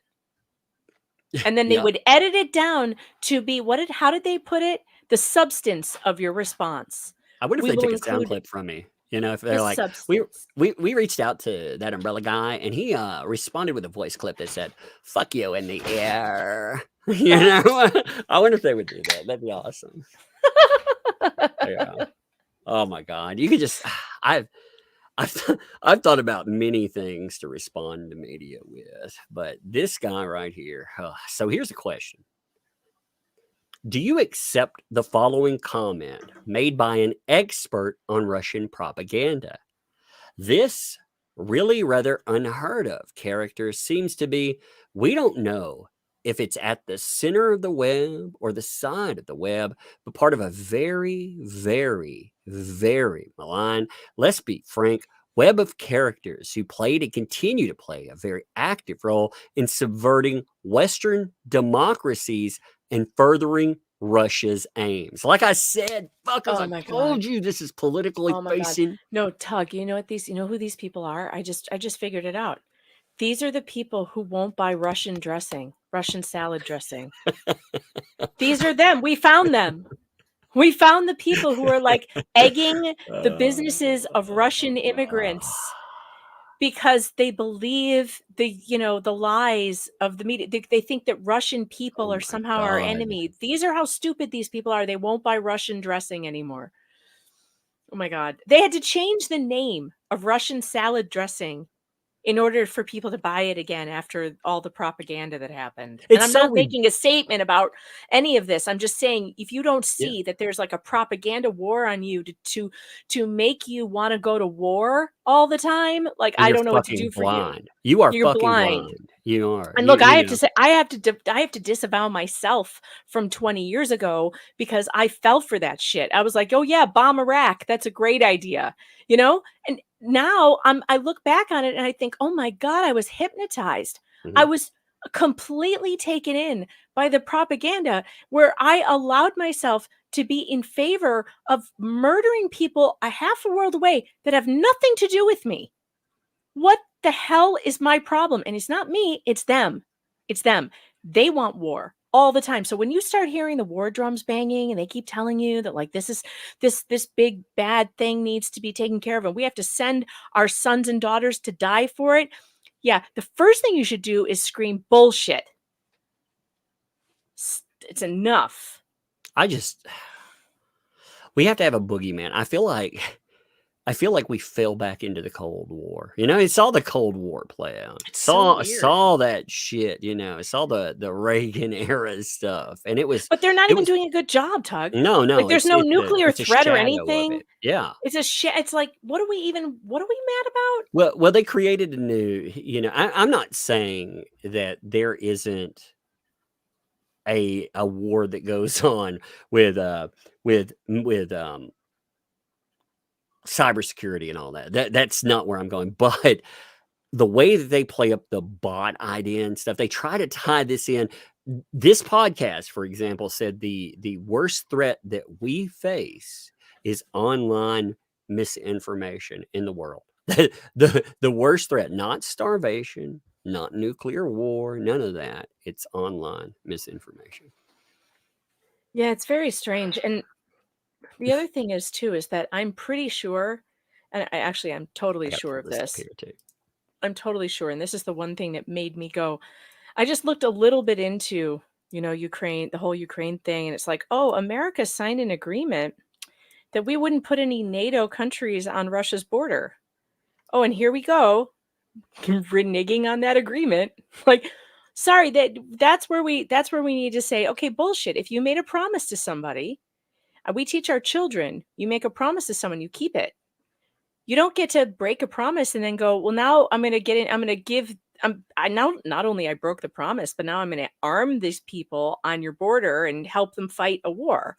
Well, who would have thought that that very rich people that make money off of military might be war hawks? I mean, hey, who would have thought, right? Here's Alex Moistress, though, telling me Yes, indeed. This is where we're going. So he posts after Adam Waldman noted a Bob Dylan lyric saying, "We don't need a weatherman to tell us which way the wind blows." Said Adam Waldman, Johnny Depp's lawyer, seems more comfortable posting my email to him online than answering my questions about his work for the Russian state. Again, Ooh, this that's is a where bold it's at. statement, Cotton. Let's see how it works for him. Oh, well, these fuckers right here, again, they want their bad guy. And this is not, there are levels of what people write. You know, you have your mis or disinformation, you have your hit pieces, and then you have another level. I like to call them hurt pieces, you know, because they're supposed to destroy your life. And this shit, this is a hurt piece. They're going after Adam Waldman, and they're trying to make it where everything that he's done, he won't be able to do work anymore. They want to hurt him politically. They want to make him a non-person.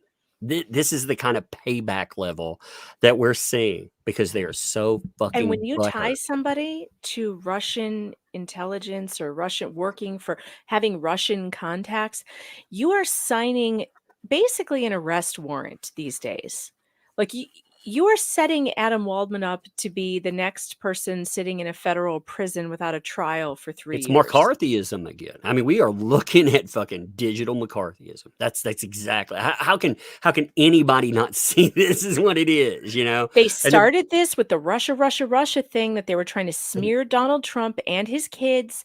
Anybody that said that ever talked to anybody who spoke Russian or who was a Russian, you know, consulate member. I mean, my God. this statement too, it ties us all into that.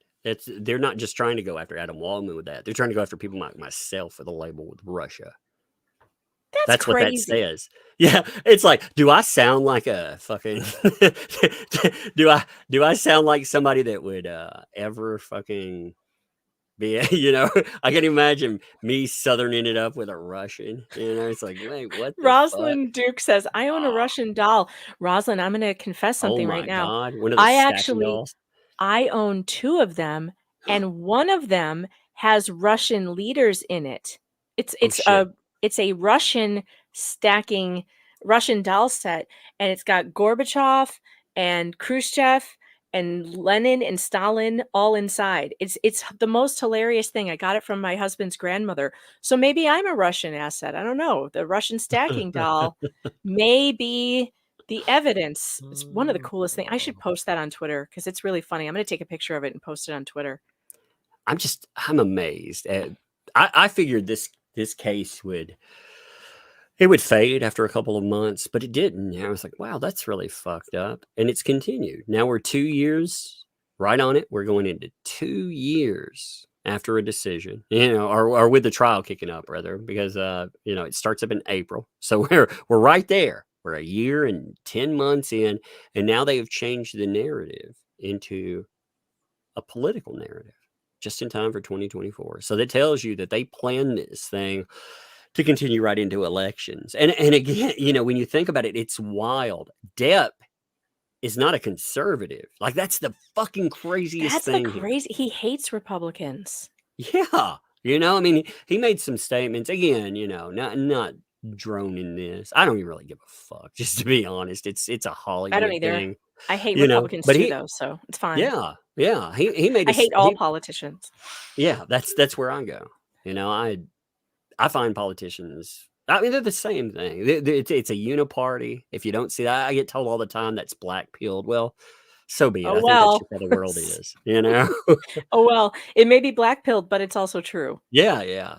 You know, it's I answer that. It's like, you know, people ask you, pessimist or optimist, you know, glass half empty or glass half full. I'm like, no, there's just fucking water in it. You know, that's the reality of the world.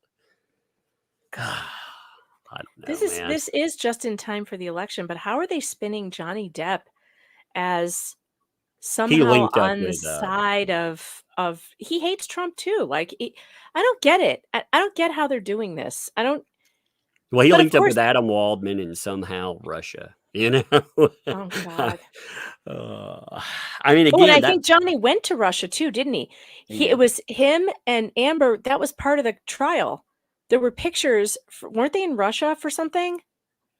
I can't remember where that fucking honeymoon thing went.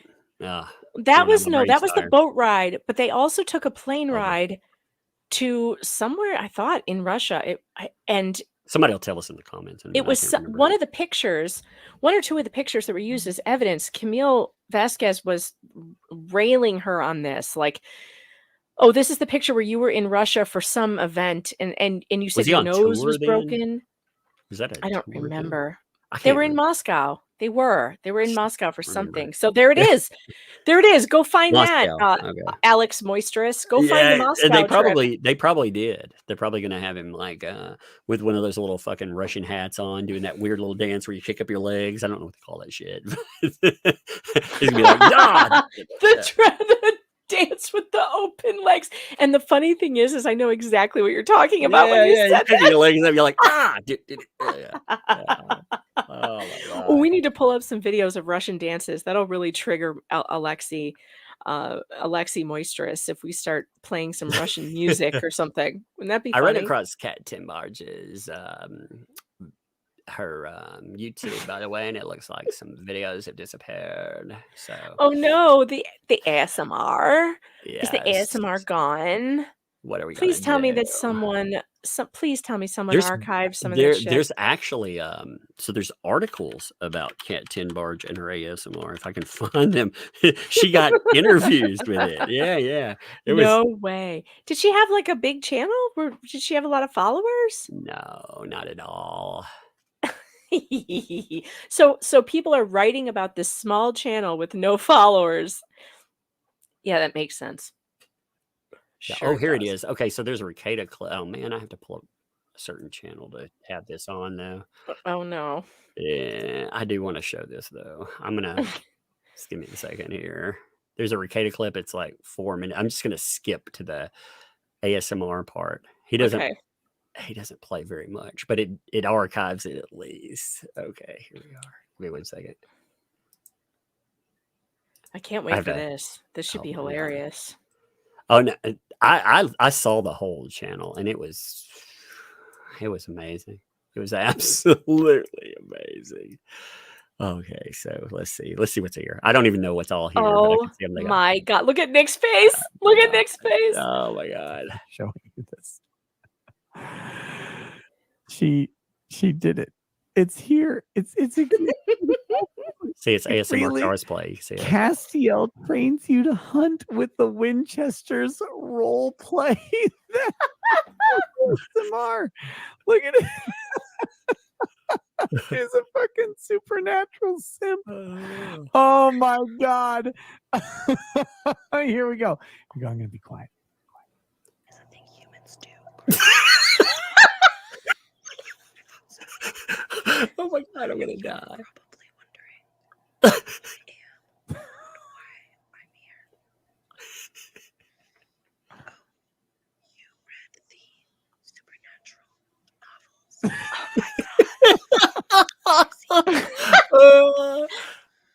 That is disappointing. No, their sound. It's just really quiet. Yeah, it's really low. She's whispering. I can't keep doing. she's so with ASMR, if people don't understand that, they're people try to sound sexy. They whisper like they're whispering in your ears or just whatever. She'll make certain noises in the mic or rub the mic. It's supposed to be erotic. And oh god. I read an article though. I'm gonna see if I can find that damn thing now. I really want to see it because there was an article in the media that was trying to push her ASMR. Oh, that's so weird. I mean, Yeah. ASMR is a big deal. Like there are channels and they spend, tons of money on these weird things that they drag across the microphone. I think some of it is the first time I ever heard of ASMR was literally from Rush Limbaugh. This is funny. There had been a Super Bowl commercial that was very quiet and the guy was whispering. And the only sound was the beer besides the guy whispering. He was like, you know what you want this Super Bowl? You Coors Light or whatever it was. And then it's just all you hear is the sound of the can opening and then the liquor pouring into the glass. And it sounded really cool. And I remember that commercial because it made me sit up and listen because it was so quiet. And that was years ago. And the next day, Rush was on the air and he was talking about it. He goes, so this is the new thing. This is what they're doing. This is marketing, and it's really effective because it makes you listen because it's really quiet. And he played the commercial. Oh, here and it then is. Here it is. Found it. Oh, Sorry. awesome. Awesome. Yeah, yeah. This is But that was the okay. first time I heard of it. It was years ago. And then all of a sudden people started doing these channels and it really took off. So here's a Wired article from 2018. There are definitely more and more. No, seriously, do it. Whisper the whole thing. That'll be hilarious. There are definitely more and more ASMR artists every day. Cat Tinbarge, the creator of Cat Whispers ASMR. Hey, I wonder if that link actually goes Does it to her. link? So let me see. Could we Let me try check the real quick. Wayback? Try to Wayback it. Oh shit. Oh, it's there. Oh my God, it's still Oh my there. God. Holy fuck. Oh my God, I landed on it. So I looked up Cat Tinbarge, but I didn't add ASMR. That was my problem. So check this shit out. Oh God, here you go. Here you go. I love your excitement Oh. level. Look at this. Look at those facial expressions. Oh my God. Oh, you can tell I've been here too. Look at this. Tug's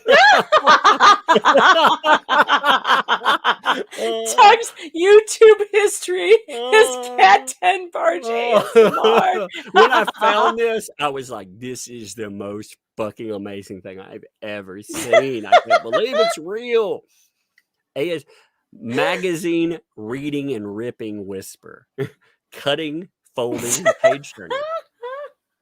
ASMR cosplay. Sassy Vixen cheerleader welcomes you to Riverdale High. Oh my God. Oh no, you have to play that. Yeah, We yeah, have I'm to going hear to. that. I'm getting that one up here. Come on, we gotta play that. Sassy. I'm gonna skip into the just random place in the middle. Who gives a shit? I'm gonna start Oh it my wherever I God. was. Okay. Let's see this. I always stop it to lock the screen on it, but also to make sure there's no ads. You know, I doubt it's monetized, but you never know. Okay, here we go. Oh, Now, if it's low, that's her fault, not mine. You know, I've got her volume. You can we'll see try all. to be quiet so you can hear it. Here we go. You're going to want to avoid him to save your reputation. Very easy to spot. Always wears a beanie. Probably has never washed it. Maybe even sleeps in it. Signed, sealed, delivered. Do not talk to him. So she's pretending to be a Valley girl from Riverdale. Is that what this is? I think so. It's not or whatever. You notice she doesn't have the same vocal fry either. So that is like It's a total put on. Yeah, it's totally fake. Oh, and it got real bad too. Music. Yeah, I guess that makes sense. I mean, you're probably like a really bad singer, so you wouldn't want to. Oh God, this is cringy. I've got to see if like what else is here though. That's terrible. It's so bad. She's well in the article. So I want to read you something because this is the article that I thought it talks about her selling videos. So she's trying to, you know, this is the thing. This is why she hates YouTubers. It's people like Cat Tinbarge, Taylor Lorenz's. They hate YouTubers because they failed at it. You know, so Oh, that's interesting. there are more and more ASMR artists every day. Cat Tinbarge, the creator of Cat Whispers ASMR, a channel still in its infancy, tells me. Tinbarge is a journalist, environmental studies student. And, yeah, there's your amazing journal. That's Environmental almost studies. as bad as a women's studies major. It's like right between that and fucking underwater basket weaving. I mean, it's right there. She's studying carbon emissions and cow farts. Maybe she'd stick it in front of her when she was doing ASMR. She could, I mean, that's a lot of carbon. And is looking to better monetize her channel. She got into ASMR after seeing it parodied in a college. So somebody made fun of it. She's like, "That's the I way want to I do make that. money. That's a money." And set up her own channel last year. Although she does not have many subscribers, she received her first request for a custom video soon after launching.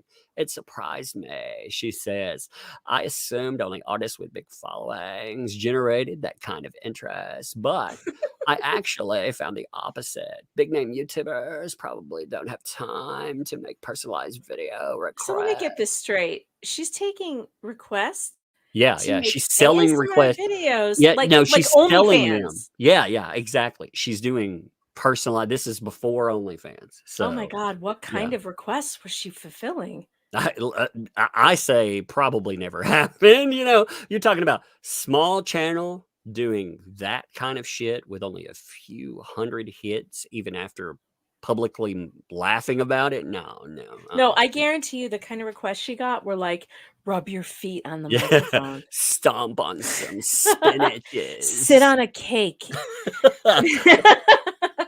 smash a watermelon with your lips. You'd be like, what the fuck? So here's her rates, though. Tim Barge advertises custom ASMR in her description box of her videos. A potential customer then specifies their favorite ASMR triggers, video link, other details, with rates varying according to complexity of the shoot. Generally, she offers a rate of $25 for editing and preparation, plus an additional $250, no way. $2.50 every minute. So a 30-minute video would cost $100. Now these are the people that Imagine scream. Tug, somebody out there has a custom ASMR video. Oh my from her. God. If you have Look, a custom, if you are that person, send it to me. Oh my God, please. Please, God, send it to me. Melinda, it Please. is audio porn. That's Yeah, exactly it what is. it is. That is exactly what it is. You know, they make microphones that look like ears and people lick them. I mean, it's big money. It's actually very big money. But yeah, it's auditory porn. I said porn. I mean, some of it I think is intended to. They talk about like some of it's intended to like put you to sleep as white noise. Like I'm a big white noise person. I like fans though, or like train sounds. So I'll look up train sounds to go to sleep. She had Because an editor. I can't sleep with how did she have it? It says she splits her commission with an editor. You saw this Oh video. my God. I can't afford an editor. She doesn't have an editor. I mean, did not have it's all an a bunch editor. of fucking put on. Because I mean, that you saw what she added there. So let me look at all her videos. So her last video was 6 years ago too. Let's see what her most watched video. They do talk about ASMR as far as like apparently the goal is to give you brain tingles. Like it's supposed to make your head tingle when they do that. But the weird thing is that the sounds that they use to do this are literally like this. The comments are off. Like I don't get it. And like tapping. I just love the comments are off. The comments on the videos? Yeah, check this out. So the comments are off here. Yeah, she's turned her comments off. I was like, oh. I wanted to read some of the comments too, but that would be funny. Yeah, here's her channel here. You can tell what I want. That was here's when football was in. You know. Now, thank you. Since I fucking look up Cat 10 Barge, I'm gonna have a bunch of garbage like, oh look, ASMR. Here he comes into my recommends. Oh, Cillian Murphy. So, or I'm sorry, Killian. Your recommends are going to be so screwed up now. Killian Murphy. My bad. Yeah. So here's Oppenheimer. I've been watching some of the weird gambling. Man, this guy's crazy, by the way. Vegas Matt, $300 freaking a spin on those digital. Anyway, I'm not getting into that. But listen to this. Okay, this is her biggest one, by the way. Yeah, you hear the sounds. That's supposed to be. Hi there. Do you have an appointment with us today? Great. Well, my name is Kat. I own Cat Whispers Hair Salon. Oh my God, it's so cringy. 3 p.m. Okay, great.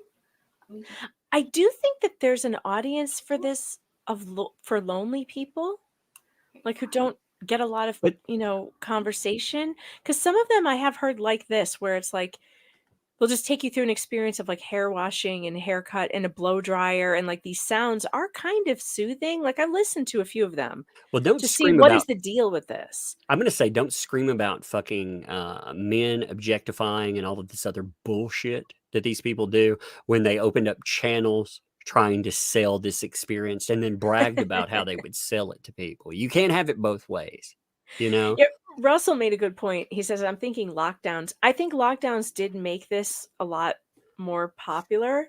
Yeah, but this was before lockdowns, right here. I will tell you, Laura B, the blow dryer sounds. There's on Apple Music or whatever. There's sleep sounds, you know, and I always cycle through a bunch of them.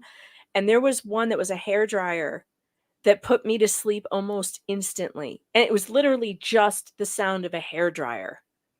It was kind of amazing. But I have a really hard time sleeping if I can hear anything. So I have to hear something louder than whatever sounds might be in the room. But yeah, the hairdryer actually really worked for me to go to sleep.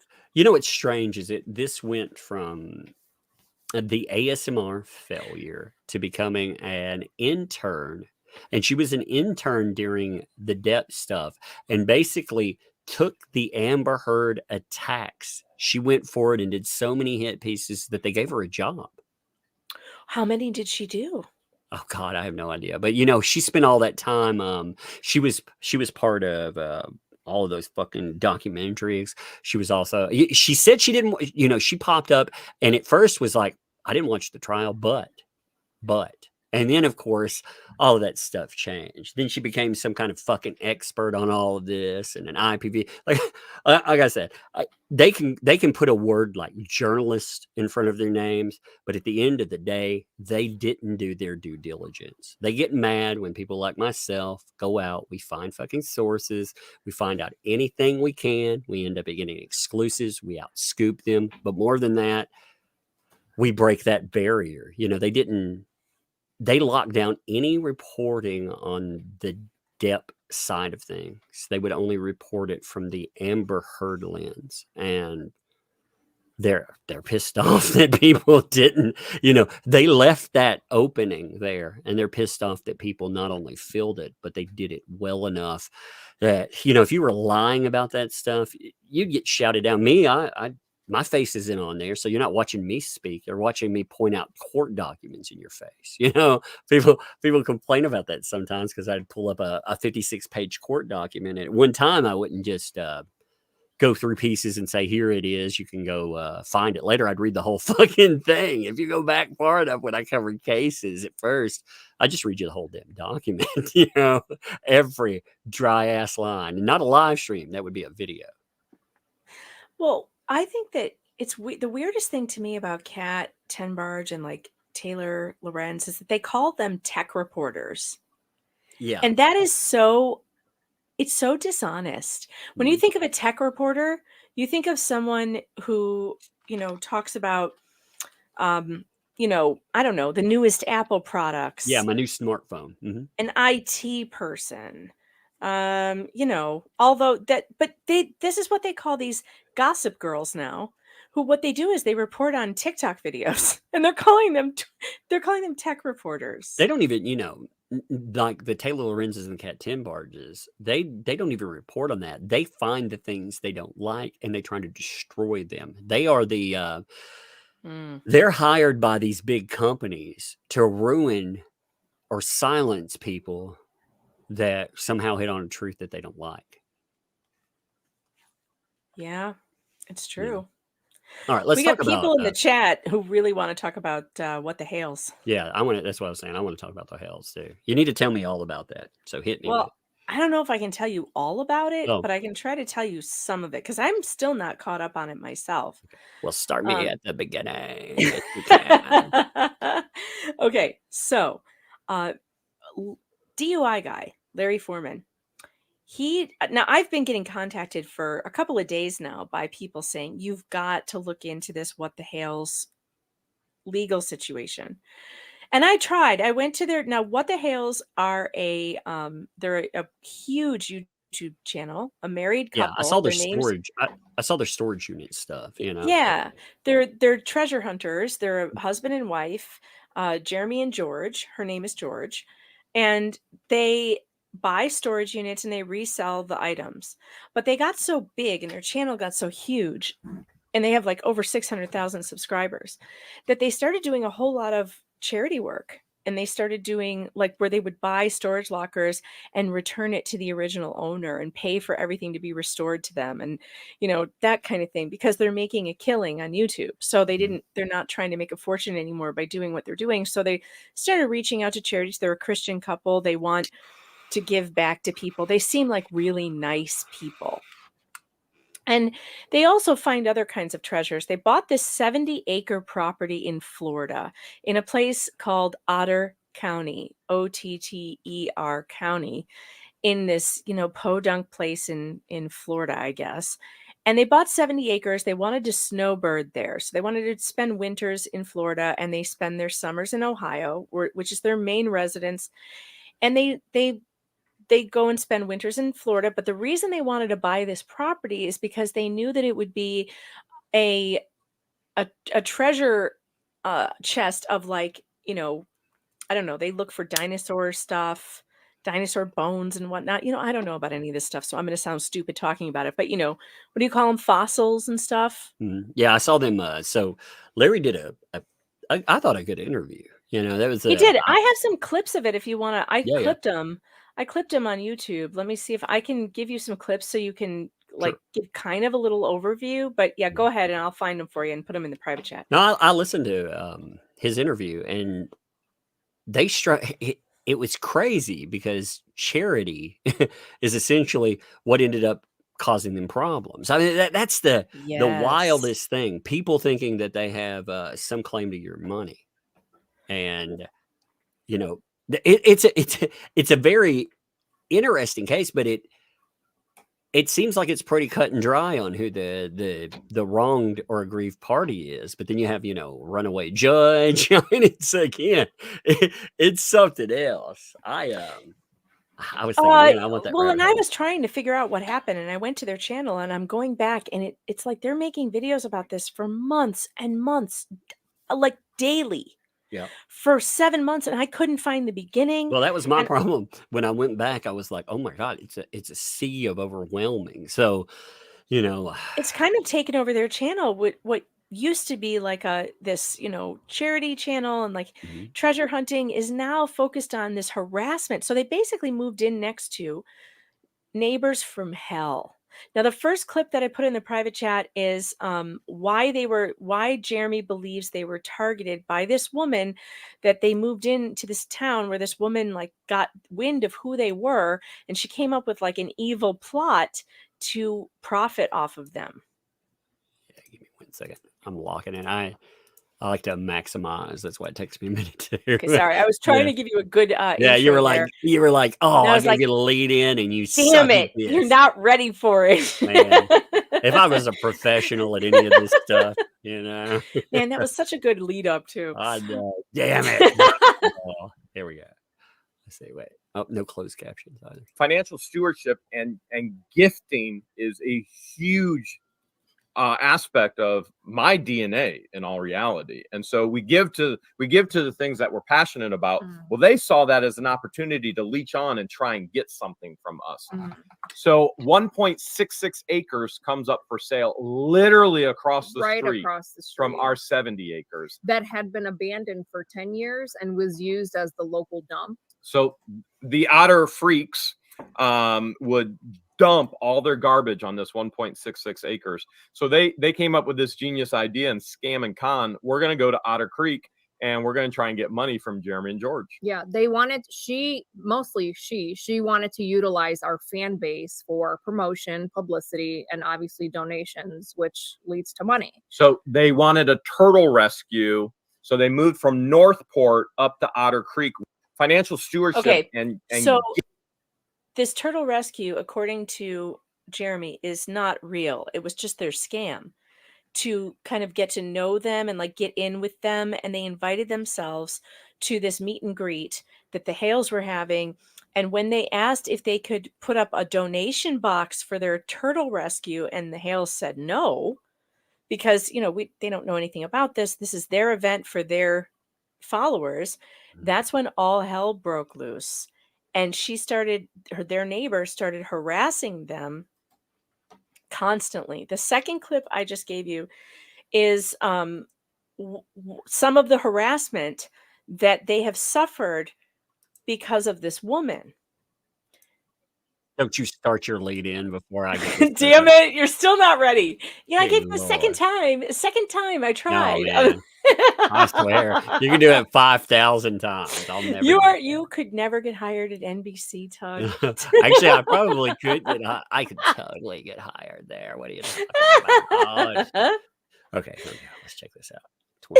23. But she places signs, 9 signs, double-sided, all over Otter Creek, stating that I raped her daughter. Want to talk about a defamation suit? We Larry's know face. that Larry. the world- Wait. I gotta Larry. see Larry. Yeah, Larry's like, Larry. what? I He's love. a By li- the way, very big props to DUI guy, man. He has always been very supportive of the channel. I like Larry. Oh, I love like Larry. quite a I bit. actually contacted him immediately after I saw this, and I was like, Larry. Look at his eye and everything. I just gotta watch this again. Like his eye and everything. He's like, I know. what the He's what? like a living meme after Yeah. he hears this. That's why I loved him in the Depp versus Heard trial. You know, when he was Right? there. Here we go. signs, double-sided, all over Otter Creek, stating that I raped her daughter. Look at his eyes. Want to talk about a defamation like, suit? We now have the world, well, not the world, but the nation's #1 forensic handwriting expert coming into court on the defamation suit, proving that she was the one who wrote these signs. Oh my God, Larry, dude. Oh, you kill me. I gotta watch that with that sound one more time. Just It's so good. His face. Oh yeah. He's the 'cause I mean, king of right faces. when it comes up. Oh God. Watch his eyes. He is so expressive. He's like, oh. Oh shit. Oh, I love him. Oh my How God. scary though that you could like move into a place, you're all excited to start this new chapter of your life, right? And you go there and you're so excited to have these 70 acres and then this crazy shit show happens to you. So they tried to get a protective order. First he sent a cease and desist, then they tried to get a protective order in Florida, and apparently Florida has these crazy ass laws where you cannot get a protective order unless someone has committed 3 crimes against you. So instead, they go to their home resident state of Ohio, and they ask for a protective order there, and they get one immediately. So you can play the third clip. Oh yeah, I'm ready for this one. Look at that. Oh, look at you. Yeah, third time is the charm. all of this stalking behavior and following you around and begging and pleading and taking guns out and defaming, you are like, okay, you know what? Enough is enough. It is time to do something about it because we can't live like this.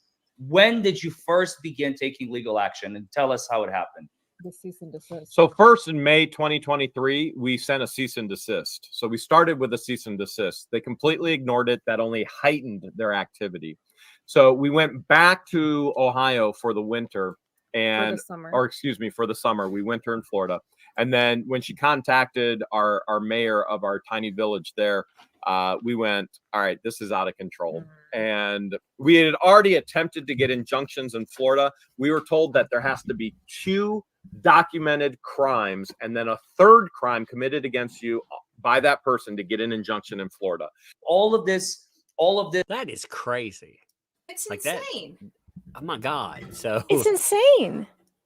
Yep, So he it's like, goes to let's Ohio try again. and he gets one immediately. So the Ohio one, so I guess the no contact order, it doesn't, it's no respecter of borders. So no matter what state you go to, it's still in effect. So he thinks that it's, it's finally going to be solved. But what happens is she finds out they get the protective order against her. So she goes to a court and gets a protective order against them. Now, the first time she tried it, there was not enough evidence, I guess, but she kept trying. And because he has such a large YouTube channel, she was able to convince a judge that he was inciting harassment, cyberbullying against her because the people who he was telling his story to were making fun of her, blah, blah, blah. She, like Laura Owens, accused him of inciting people to cyberbully her. Play this clip at 25:35 to hear what the judge did to these people. Okay, here we go.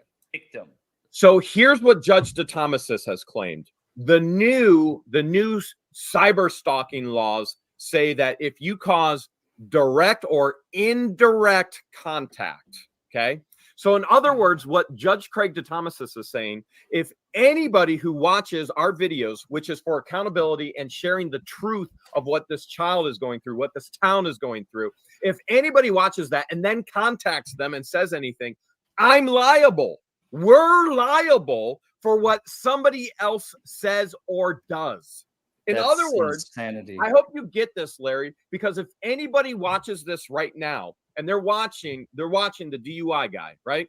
And they go and contact anybody you're covering in this story, this judge will say that you are liable, that you Larry, yeah. are the one that is responsible, will slap an injunction on you and hold you liable for everything every other person does. His reaction and is to good the too. point where he has threatened to throw me in jail.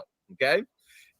Because Lynette comes in and goes, I'm being threatened. I'm being harassed. I want all of his videos taken down. And the judge is going, well, it's indirect contact. It's indirect contact. It's indirect. So it's nothing. It's not my videos. It's not the accountability and showing of the proof in my videos. It's the fact that she's claiming others have watched my videos and then are harassing her.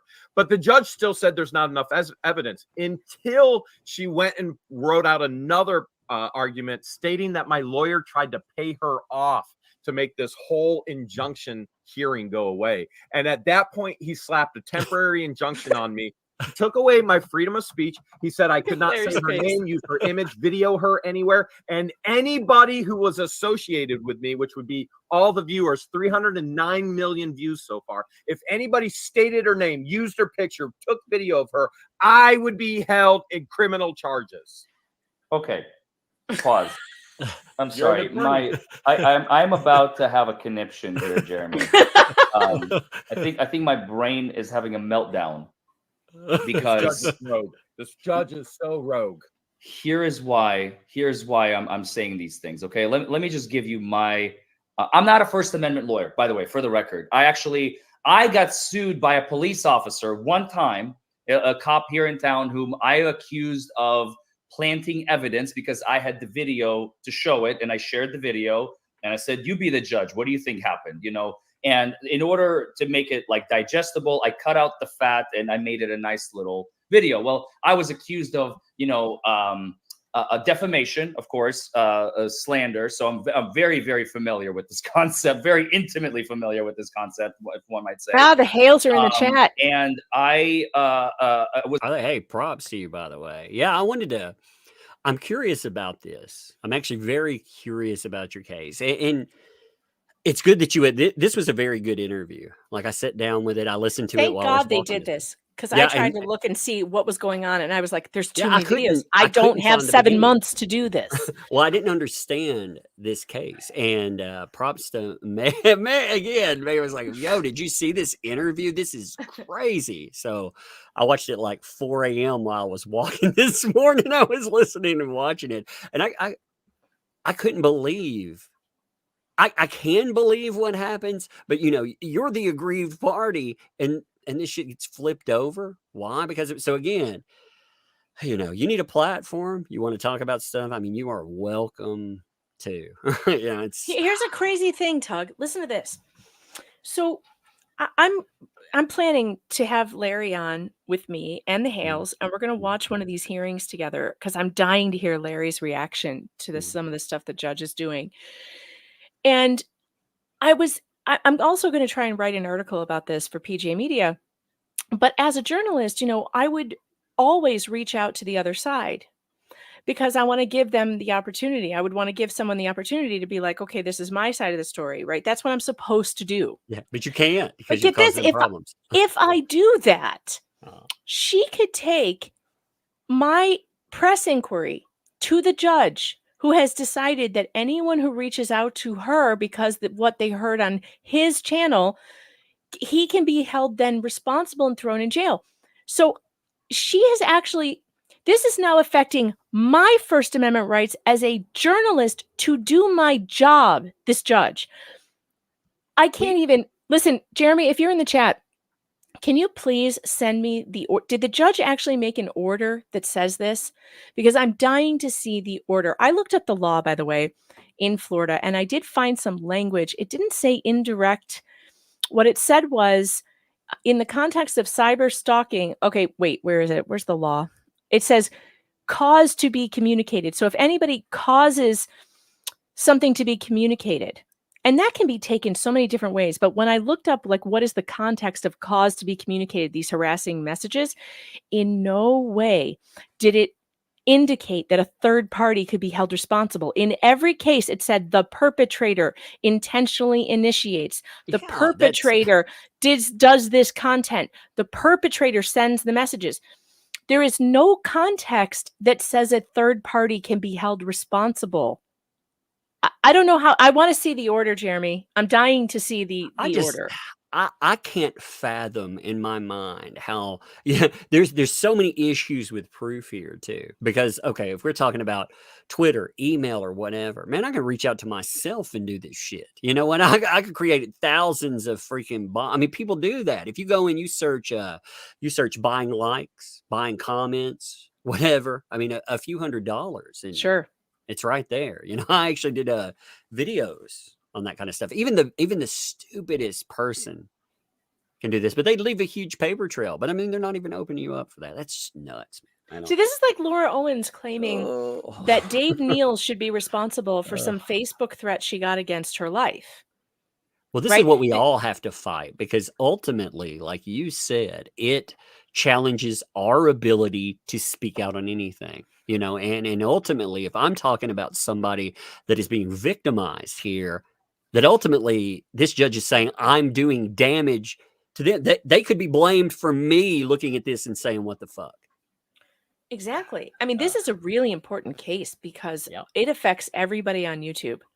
If this is allowed, if he is allowed to have his First Amendment curtailed in this way, and everybody else's First Amendment, because he's had to, check this out, he's had to go through all of his comment sections on all of his social media and ban her name. Imagine if you had a channel, Tug, how many subscribers do you have? Oh, 388, I think. 388. Okay, so imagine twice that size. That's their channel. They're like over 600,000. Imagine having to go through and just police your chat like that. How in the hell? You can't. And even this isn't even talking about the chat there. Like I said, you can do anything. You can't stop the person from sending this to themselves. And there are fucking all types of people out there, man. You know, I found out very early on, you know, you're going to get all kinds of crazy people. You cannot be held responsible for the actions of other people. And yes, some people do crazy, dumb shit, but you know, we don't hold the press responsible for that when they cover stories. And again, ultimately, this isn't just a story. This is the thing that impacted them. They went in, they tried to get help, and ultimately the script gets flipped, and now they're the ones in the crosshairs. Yeah, they've got all these videos too of whenever they're in court, the judge lets this woman, their harasser, just talk and talk and talk and talk and talk. And she interrupts the judge and she's rude. And the second that Jeremy tries to speak, he is interrupted by the judge constantly. His lawyer is interrupted by the judge. They are not allowed to speak. They have tried to get this judge to recuse himself several times. He won't. He refuses. He is clearly biased against them. This is the kind of thing that I report on most of the time when I'm doing reporting on court stories, it's usually about the worst case scenario. You know, nobody's reporting stories of court cases that were so just and judges that are so good. Right. And so sometimes it starts to sound like I'm always harping on bad judges and bad corruption. And I don't want to make that impression. Like, I think, because I love the law and I love good judges and I love justice, which is why it makes me so mad when a case like this comes around and you can clearly see that the judge does not love justice. The judge is not interested in being, you know, having an unbiased approach to a situation. It is his job to resolve disputes so that they do not end in violence. And this judge has put this family in real danger. Jeremy has been assaulted by, you're not going to believe this, the victim's advocate he was assigned, her son assaulted him. This is for him being a victim. He gets a victim's advocate assigned in this podunk town, this good old boy town. And her son, not only does she call him names, she calls him like, I can't remember what she called him, but she calls him names. Her son assaults him in a restaurant from behind. That's insane. And no one is doing anything about it. They are literally caught in this town of where people are all connected. And they do not want the outsiders.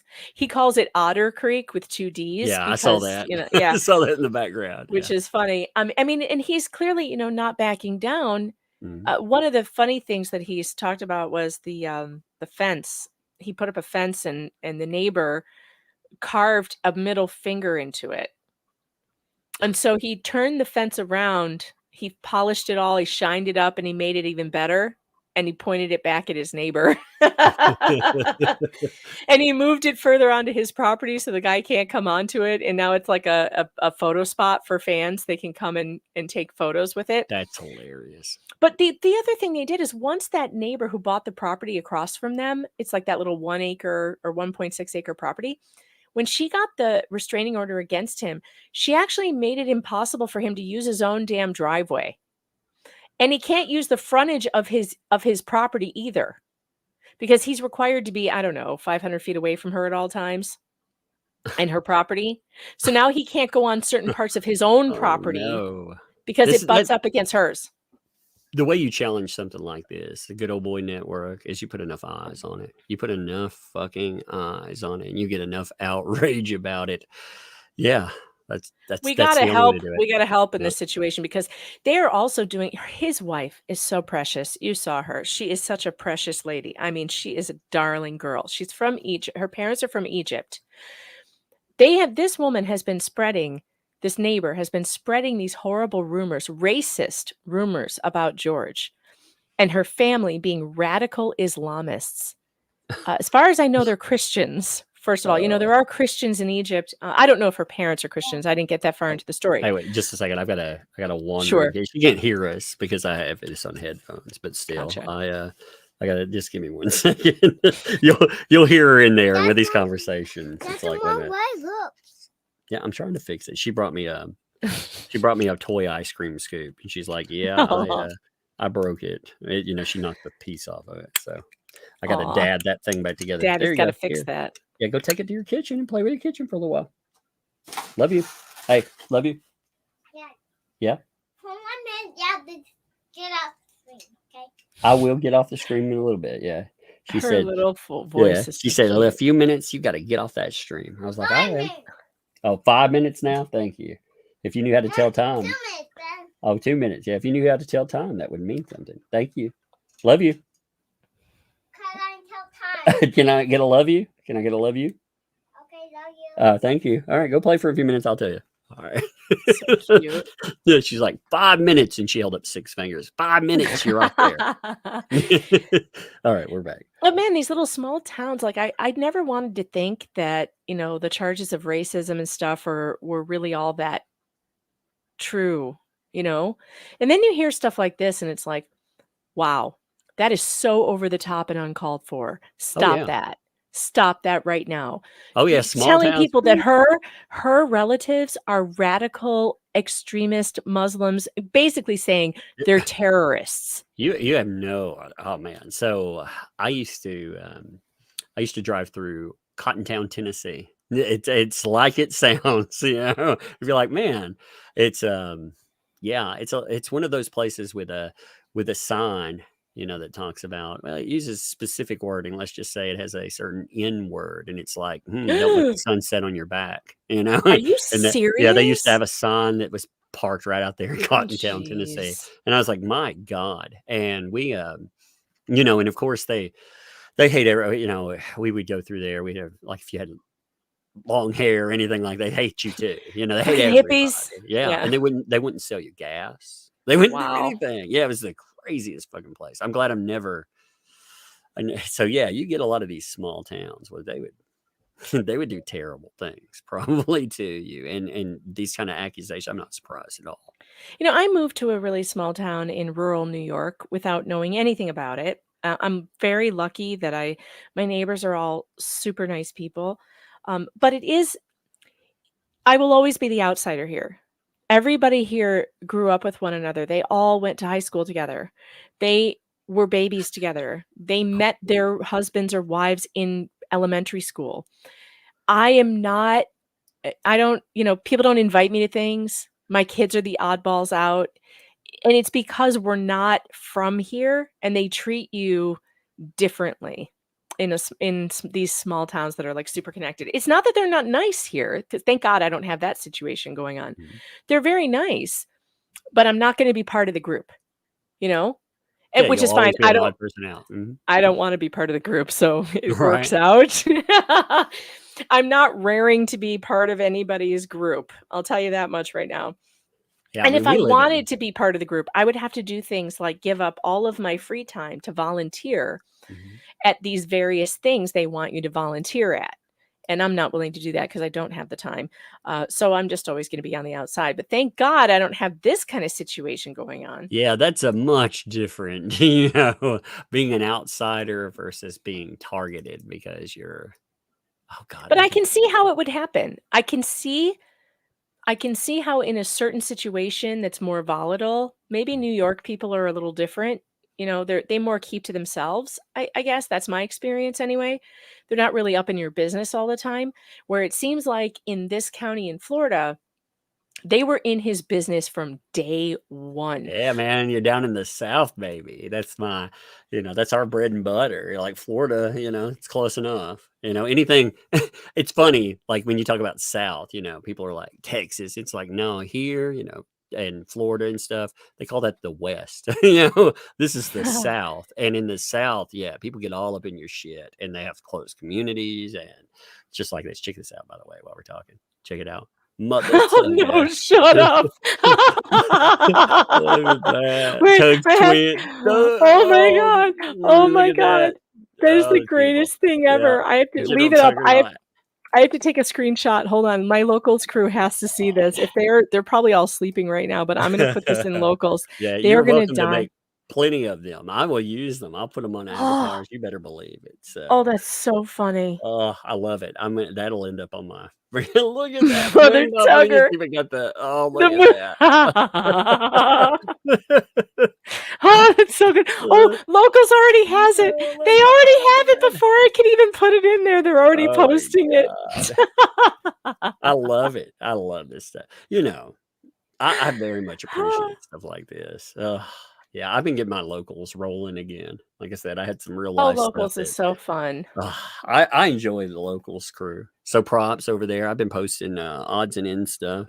I just post whatever. I like the fact that locals ain't going to throw me off for having fun either. So Right. No censorship. I mean, so far I've been really pleased with it. There's been a few like technical hiccups or whatever, but I'm willing to put up with it because, they've never bothered me about anything we do and anything we post and whatever we're talking about. Nobody cares.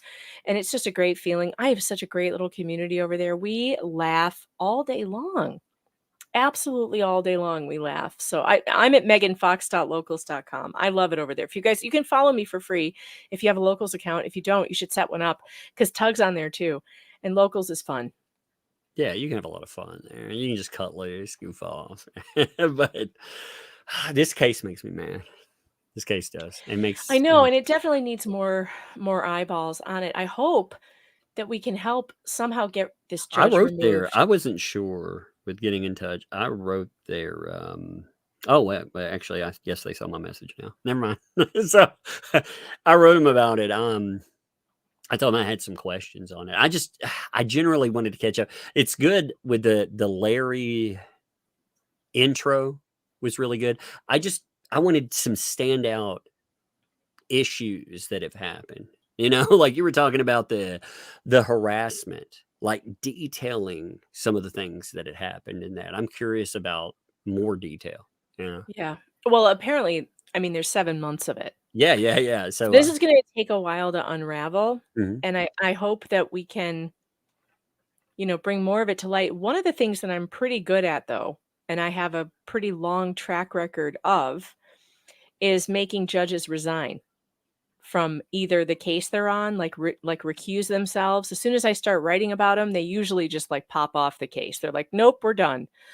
So I need to collect some more information about what this judge has specifically done, because I actually keep a list of all the judges and the guardians ad litem and the bad court actors that I've had jump off of cases when I started reporting on them. I actually keep a little cork board with all of their faces on it. It's like my it's my trophy board. And I would like to put this judge's head on my trophy board. Now, that is not a threat. I literally mean I want to take his screenshot of his picture and put it on my board online. It's a wall. You could say that it's a wall.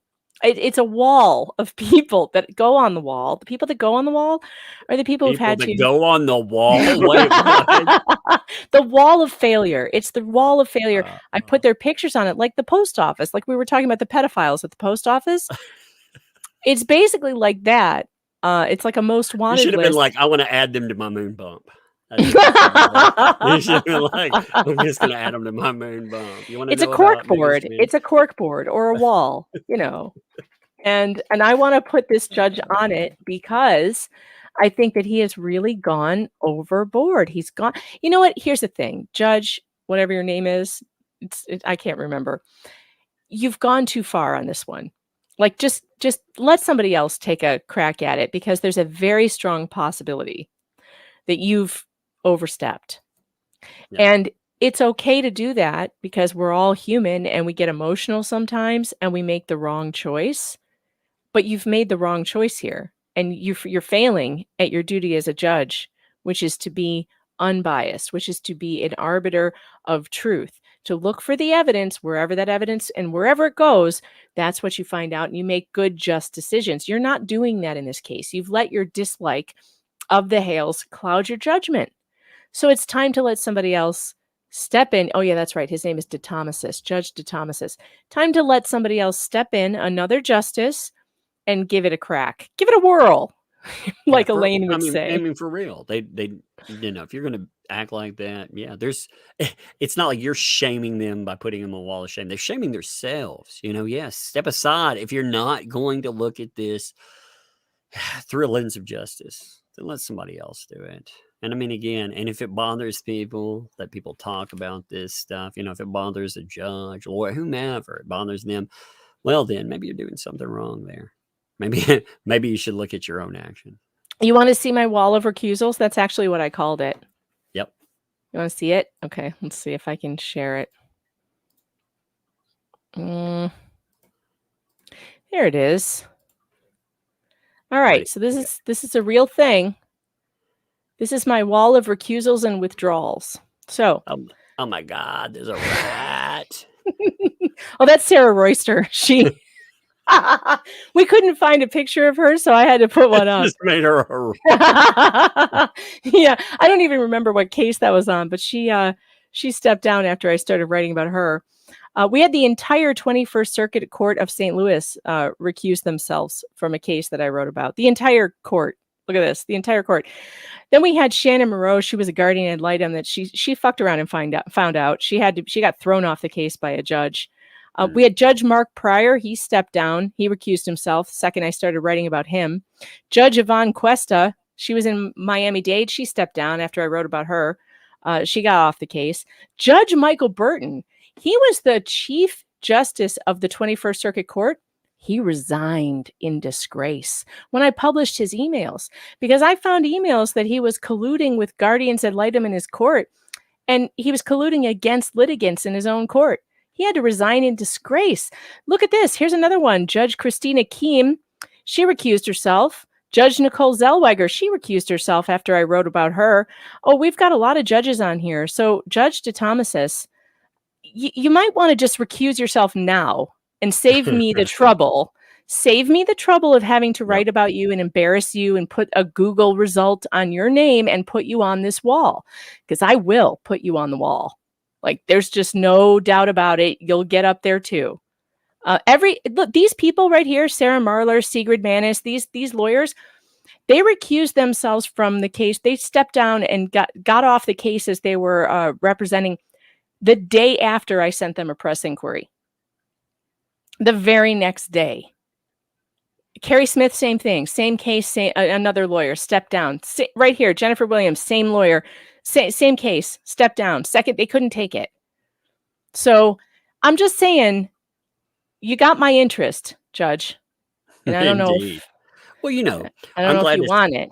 I'm glad to see that Hale's speaking out too, because you know it's I don't know how many people have actually covered this, but I didn't when I searched it, I did not find a lot of hits on it. You know, I found them talking about the case, not other people talking about the case, them talking about the case, and that's rough. That's really rough facing this onslaught by yourself. Makes me feel bad too that like their channel that was so fun Yeah. and positive has now been like morphed into something that they never intended for their channel to be. And And the it's been cost. I mean, and the my oh, God, I can't even there imagine what goes the they've had to charity pay. and everything. I mean, I'm sure they still do good works and stuff, but really, how much of the good work do you have to basically put towards yourself to keep the bullseye down, or you're defending yourself against, again, not just stupid claims, but against. I think the description of a rogue judge would actually be very good. That's the Larry description. So I thought that was a good description of it. Yeah, some of these judges really get what we call black robe-itis. You know, the black robe, judges get into a state of mind where everybody stands up when they enter the room. And they forget, because they have all this power in that one courtroom. It goes to their head real fast. That black robe gives them power that a normal person can't even imagine. A judge can bang a gavel and put you in a prison for just because you looked at him funny in a courtroom. For real. Like, he can hold you in contempt, put you in jail for 2 days or whatever he decides, just because he found you contemptible in his courtroom. Well, that's the So, problem. We have the law, but then we have people that they interpret the law, well, and and they what have total immunity. They have yeah. judicial immunity. So it doesn't matter what they do unless they step outside of their bounds as a judge. So unless they come down off the bench, take the robe off, and then violate your rights, you're screwed. And in fact, there's a case right now. There's a judge in Missouri, Judge Amy. I've been following this case for ages. He put the Rocket children in jail wrongfully, and he did it off the bench when he was not acting as a judge. He just got his immunity stripped, and he was just deposed. I think it's been the first time in the history of Missouri that a sitting judge, has been deposed in a case because he lost his immunity. He's going to lose that case big time, and they still haven't taken his judgeship away. He still hasn't been impeached by the House of Representatives in Missouri. He put children, Tug. He put them in jail cells with bare feet and wouldn't let them go to the bathroom.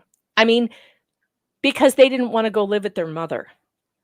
It was a custody dispute.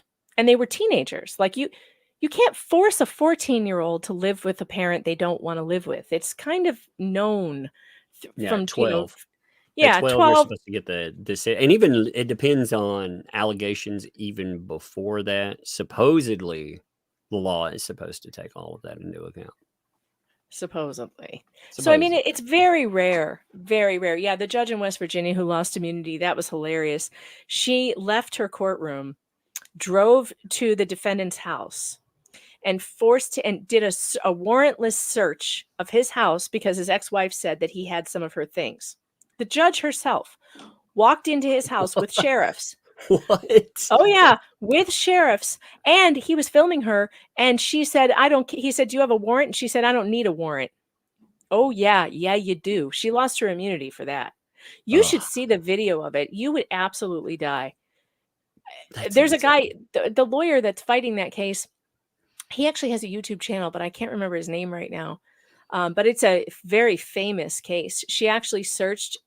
She did an illegal search on a defendant's home herself. You know what's bad is we have an entire cottage industry of people that cover cases like this, and it tells you how many miscarriages of justice there are out there. Yeah, you said, yeah, we never cover the good ones, and that's true. It's just like doctors. A doctor does a good job, we never talk about it. Malpractice, Right. though, fuck yeah, we talk about that. But and these are extreme cases, but still, there are a lot of extreme cases out there. And I always say that lawyers are both the best people you'll ever meet and also the worst. Yeah, I've met And some great lawyers. oh God, some of the best Yeah. people I know are Yep. lawyers. And They some are of the some of the worst people. meanest people too. You know what I mean? And- Like I wouldn't want to face them off. I definitely wouldn't. Like some of my favorite people are scared. I would say we were talking about Adam Waldman, for example. That guy. I mean, when you look at let me pull up the Oh yeah, the umbrella civil guy. rights lawyer, John Bryan. That's who he is, the guy who's fighting that West Virginia case. The civil rights lawyer. He has a YouTube channel. I've So check spoken this- to him before. So here, like when you look at some of these lawyers, they'll like here's Adam Waldman. This may be a little loud, so watch your ears, people. I don't remember how loud these clips are. This is my intro clip, but I'm not going to play the whole thing. Just play it for a second. Have you communicated with a social media user who goes by the name ThatUmbrellaGuy? I've had several phone calls with the person who goes by the name ThatUmbrellaGuy. Don't actually know his real. I mean, he's not intimidating at all, looking like that. But man, I wouldn't want to face him in a courtroom. He absolutely he demolished Amber Heard to the point that they have big money and everything else trying to tie him into Russia. I mean, these lawyers, they can be the greatest people ever. They can be the greatest fact finders, but they're scary people too. It's true, but when you run across a bad lawyer, they're also the worst. Oh yeah, people on yeah, earth. the Look at worst. those J Don't- Hatch lawyers. Look at those J Hatch lawyers who they lose a $250 million judgment because they kidnapped a little girl and they drove her mother to suicide at Johns Hopkins All Children's Hospital. They lose a case. A jury of their peers says pay up $250 million. And what do? They are appealing. They are still attacking Jack Kowalski. They are going after his employment records from years ago, still trying to destroy this family that they already destroyed. Like, how much more destroyed could they be? Johns Hopkins. Like, these are people, they were involved in the taking of the child wrongfully from her parents. They were the ones involved in not looking into what her actual diagnosis was and claiming that her mother had Munchausen. These are bad people, really bad people. But when you run into good lawyers, like they'll save your life. So it's a strange juxtaposition. And I always tell, and I should tell people more. I know that it makes you feel rage and like you want to go do something about it. The only thing we can do about it, the only thing that's right to do about it is to, one, expose it, put sunlight on it. I'm going to keep reporting on it. Assert public pressure on these people through media articles, through calling campaigns, through letter campaigns, and also to call your representatives and encourage them to impeach bad judges. They have impeachment power that they never use when it comes to these judges. If you're upset at what this judge has done to the Hales, then you need to get on the phone and call every Florida legislator, every single one of them, Democrats, Republicans, it doesn't matter, and tell them, show them the evidence that this man is in dire need of your impeachment powers. That's what we have to do. We also have to get those same people to write bills that strips immunity from people who behave like this. Strips immunity. You'll probably never get it stripped from judges, but you can strip it from guardians ad litem. You can strip it from court-appointed psychologists.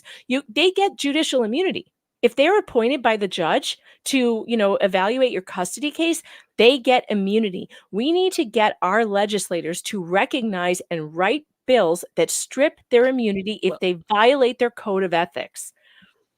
We've seen many cases where, especially court-appointed people that are supposed to be, like, again, your advocate, they've done some horrible stuff. We see, I can't even begin. Like some of the custody disputes that we've covered over the last few years, some of the insanity that has come out of some of those, and like you said, people get immunity from that. They can do whatever the fuck they want. That's frightening, and yeah, they need to be held accountable.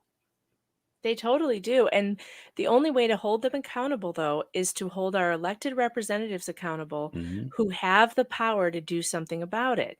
That's really where the anger should be directed, is toward the people who have failed in their job to police this system. The judicial branch is not a totally separate branch of government. There are checks and balances, and their check and balance is the legislature.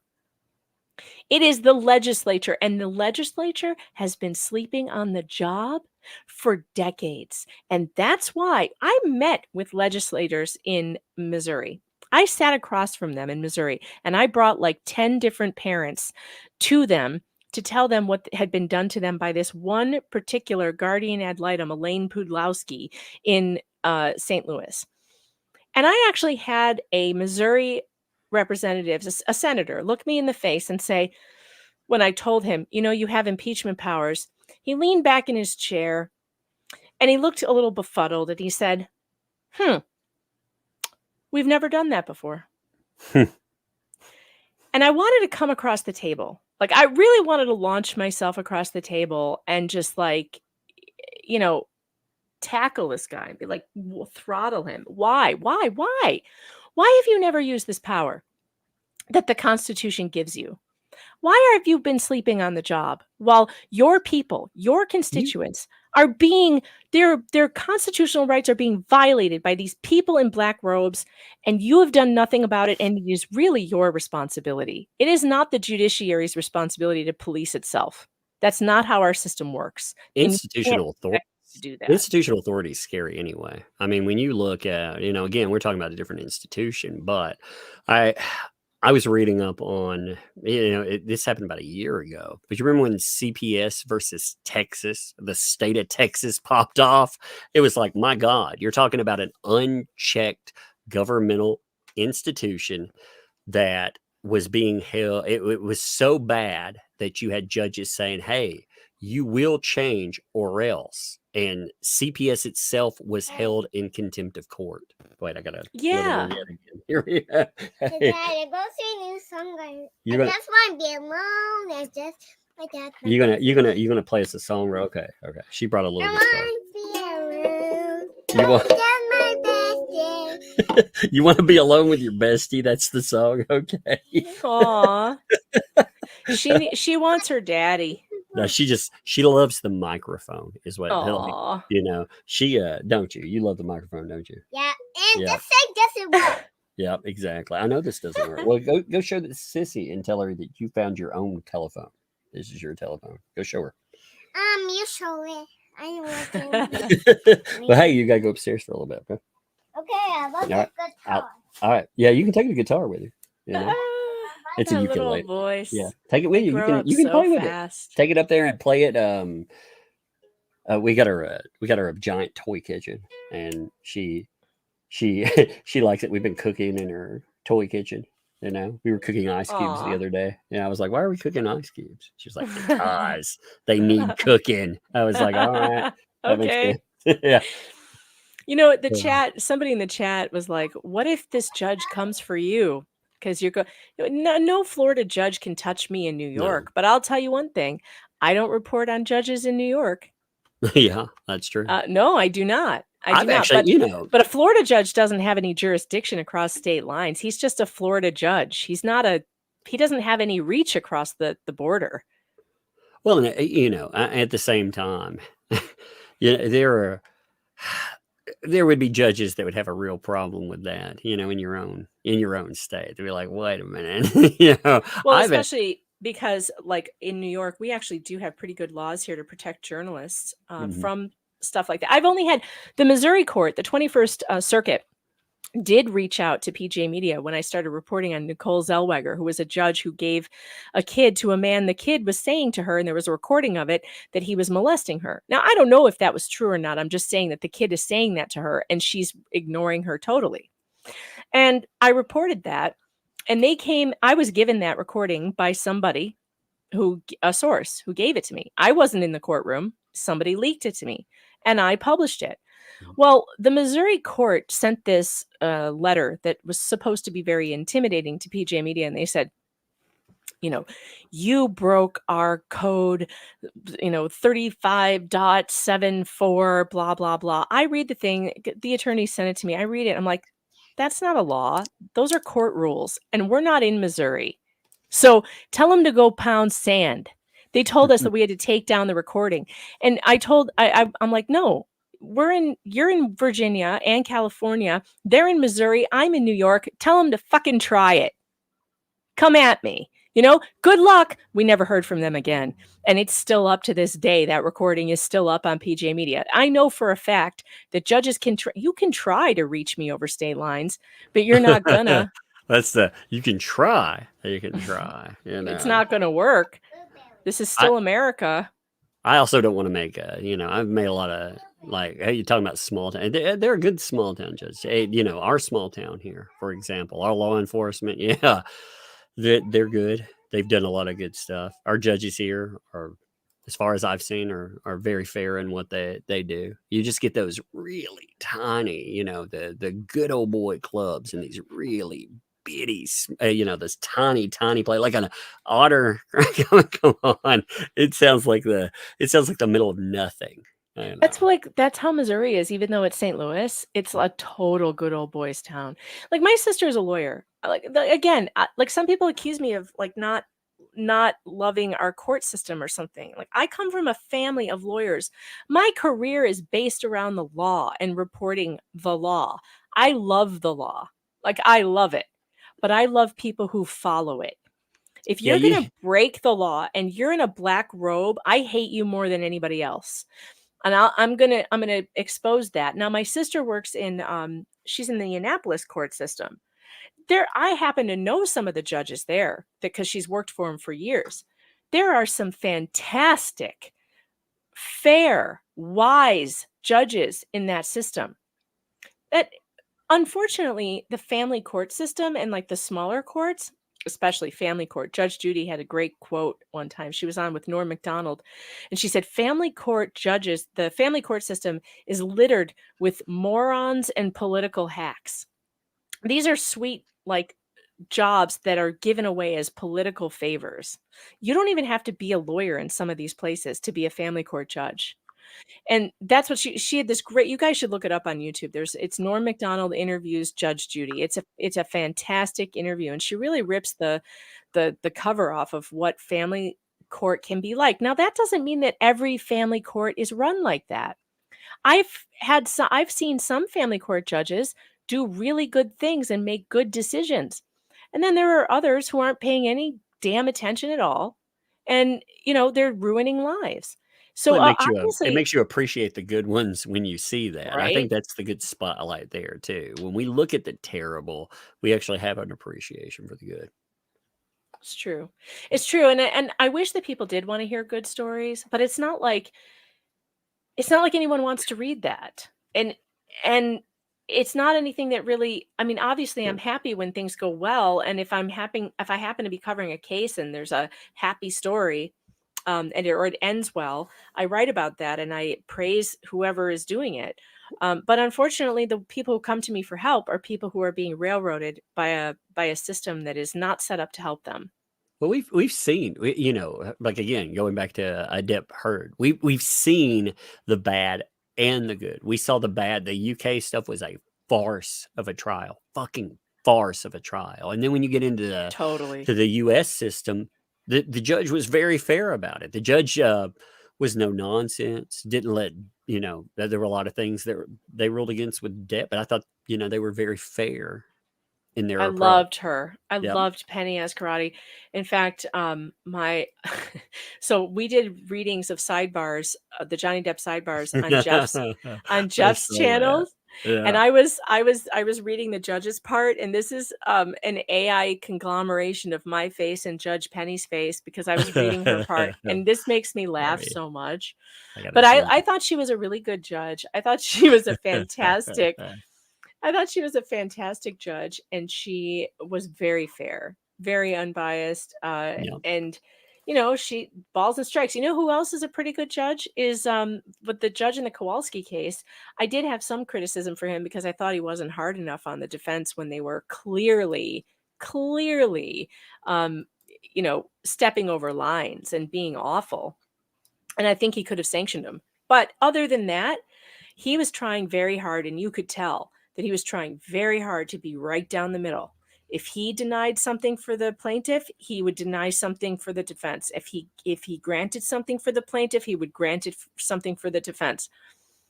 It's a really tough job.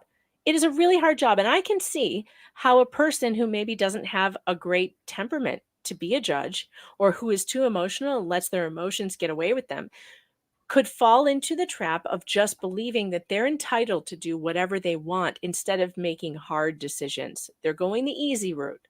I wouldn't want, I mean, I don't like things where I have life and death, and you do, you're just like, again, a doctor or anything else. You have life and death there. I mean, as a therapist, yeah, you have to control it for people, but not like that. I can't just snap my fingers and take somebody's life away. Can you imagine what a burden that must be?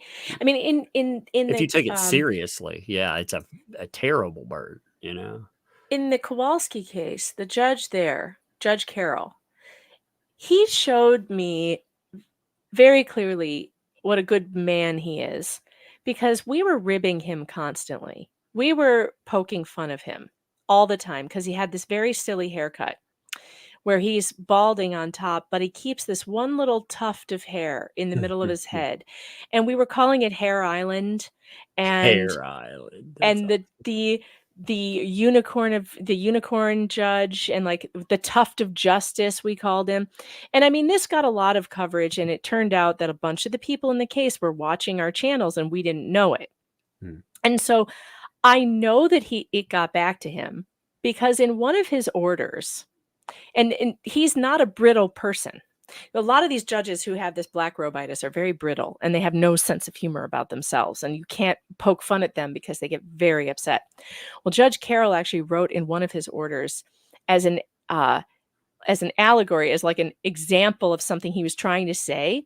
He said, I could say that I have a full head of hair, but it isn't true.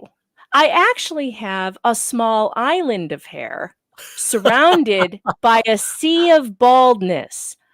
Tug, I fell out of my chair. I was reading that live and I had not pre-read it. I fell out of my chair laughing so hard. It broke my stream. I couldn't stop laughing because this man sent us a message that he not only heard the joke, he got the joke. He leaned into it. Yeah. And he liked the joke. And he didn't get offended, and he didn't seal anything, and he didn't yell at anybody for talking to media, and he didn't,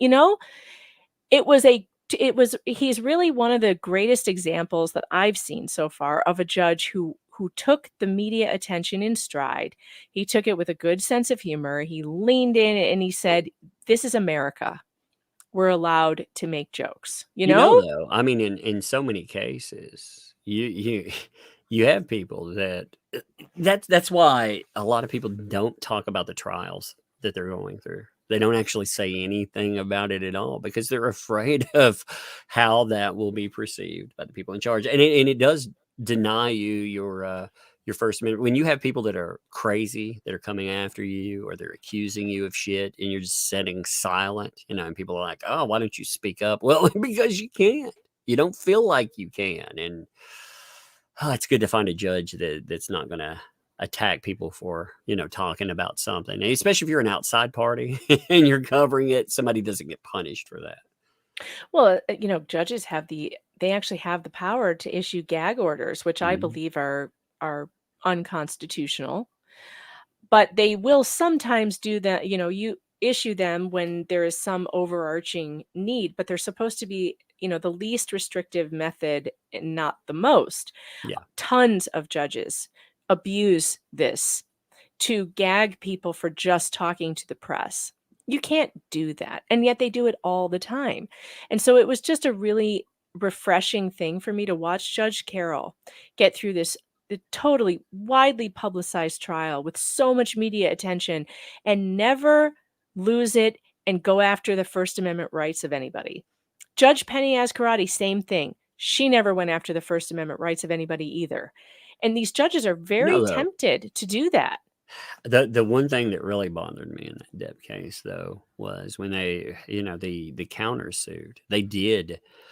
I think one of the worst decisions there. Again, this is just questioning more of a decision, not really going, not saying judge did it was terrible or anything, but they didn't allow with the Adam Waldman quotes. They didn't allow the context in, so they allowed the quotes in, but they didn't allow the context. You had lawyers talking shit, and they made it sound like, hey, this guy's doing this, just by himself on an island. It wasn't part of an interview, and you didn't have her lawyers firing back statements and him saying things, and I think that takes away free speech. I think that, that if I were going to say any mistakes, I don't know, that all of that kind of stuff bothers me.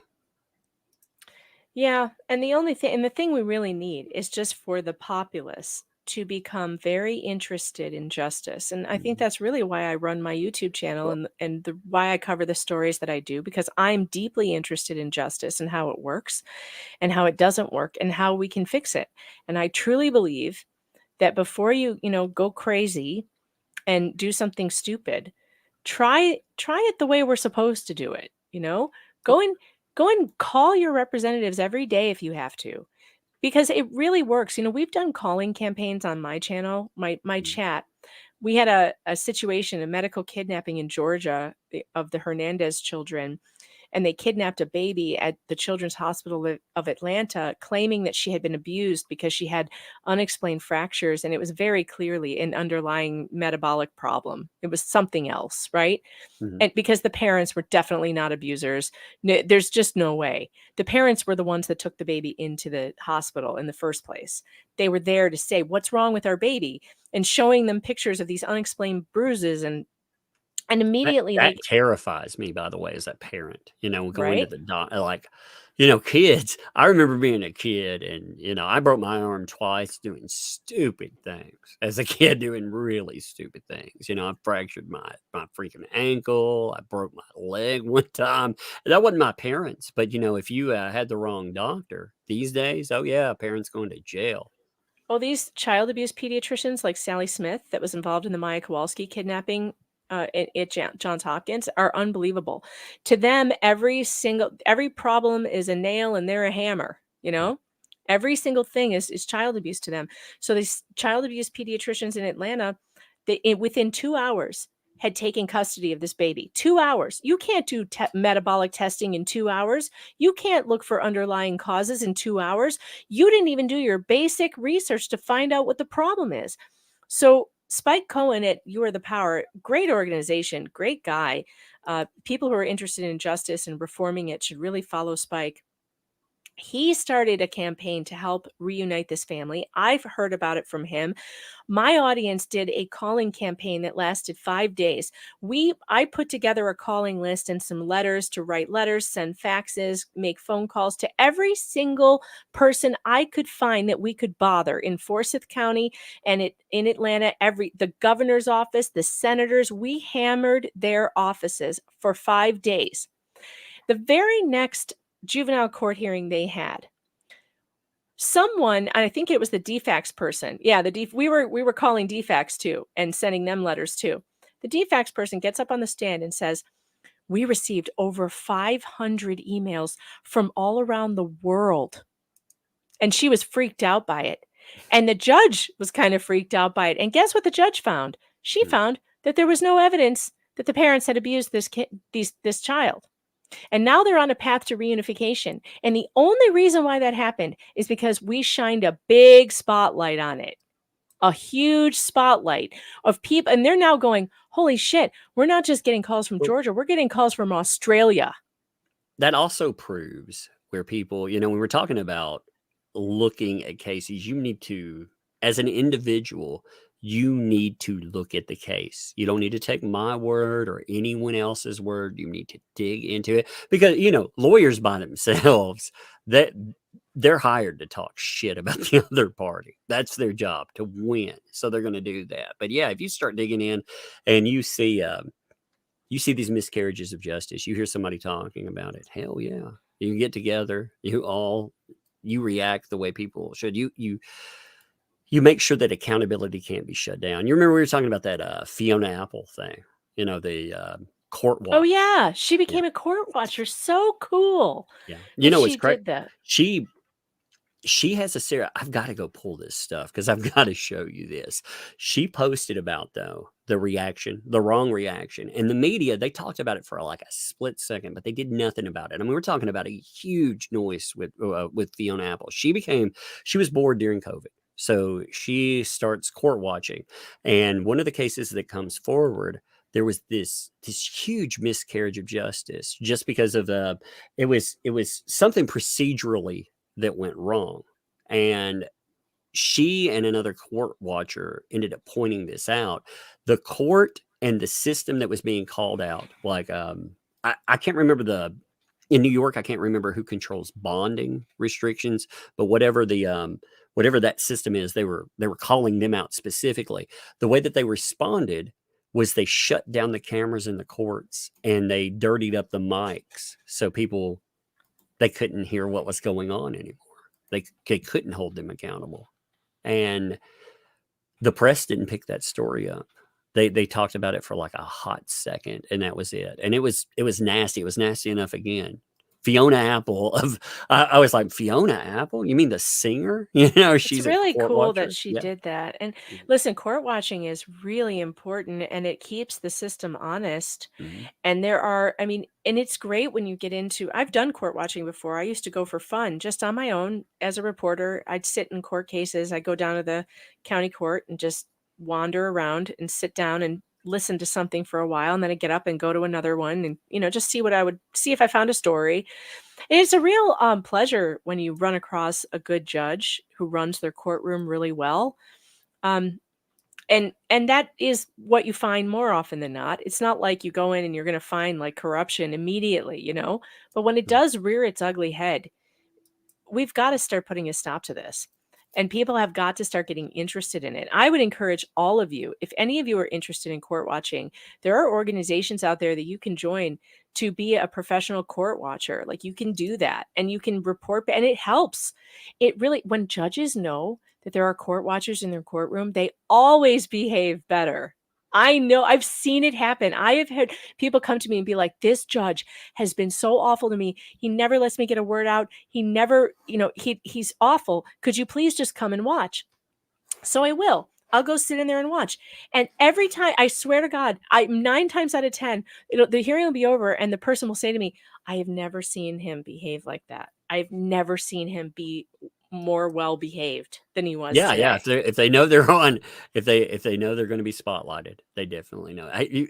This is random, but I got to tell you this. So I was showing my mom the other day something on my on my computer, just showing her like I can't remember what case it was involved in. It was a Disney connected thing. I was showing her some craziness, and I pulled up some different files, and on the top of my desktop, I have fan art and stuff like the baby bump thing. I'll put it into a specific folder, and that folder is called Tug Images. And my mom saw that, God. and she was like, I was like, that's that Umbrella Guy images. She's like, sure it is. She's like, what now? Tug Images. Oh my God. If the feds ever get a hold of your computer, that's the first file they're going for, and they're going to download it first just to make sure they have it for themselves. She was, I contacted her after all the, I tell her about everything that's going on, and she watches some stuff. Heck, tonight she could be tuned in for all I know. But one day I told her after the Washington Post and the Rolling Stone, I was like, yeah, I made the Washington Post and the Rolling Stone, Mom. She's like, yeah, that's nice, hon. And I was like, yeah, they're calling me a sexist, Mom. She's like, yeah, that's nice, hon. Oh, I love that stuff. I've got breaking news on the Clayton Echard story. Okay. I have it on good authority that Dateline is sniffing around the story. Oh, that'll be good. See, it's sad. It's sad in this world that they have so much power and so much control over information getting out that they are a necessary evil that we have to utilize. Well, they are, but we have to just learn how to utilize them. That's all. Hey, You just hey, have to learn how to make them report the good stories. take it upstairs. Put it on the table up there for me, okay? Okay, but Are you eating a dancing waffle? Is that what that is? Yes. Okay. Did you take a waffle out of the freezer and eat it? She does that. They're like Yeah, kids love frozen waffles. well, I was just like, she gets them out. So I found some just regular Eggo waffles, but they have that little images on the front, and they're dancing, and she calls them dancing waffles. So she gets them out to make them dance when she's eating them, which is funny and creepy at the same time. I'm like, are they dancing away from your mouth? Is it dancing over there? Yes. It is. I thought so. All right, hey, go. I'll be done in about 10 minutes. Okay, I'm gonna go through super chats, and then we'll watch a scary movie. But you gotta go upstairs for a minute, okay? I'm not watching Pennywise. She says Pennywise is a scary movie. We're not watching Pennywise. Yeah. Yeah. Okay, we'll watch a scary movie. Okay, we'll find something very scary. I know Pennywise is a scary movie. We're not watching.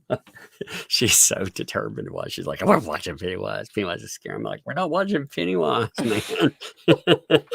I mean, she lies. She's like, I'm like, she said, I've got a imaginary friend because she heard me talking about it. I was like, who's your imaginary friend? And she said, Mr. Buttercup. I was like, yeah, that's cinema. Who's me? And Pennywise. I was like, Pennywise? What? No, no. Let's talk about Mr. Buttercup again. Oh God. I'm gonna hit super chats. You want to set with those or? Yeah, I'll stick around. Okay, I'll stick around for a little bit. I got like. It's not like a Nick Rekieta show, There All right, be I got like 15 minutes. I can. Yeah, we'll be done in that for sure. Okay, Subi Sue. Thank you for the 5 there to start it on. Afternoon, all. I have a few things to do before the stream. Can't wait. Much love to all, indeed. And thank you. Thank you also.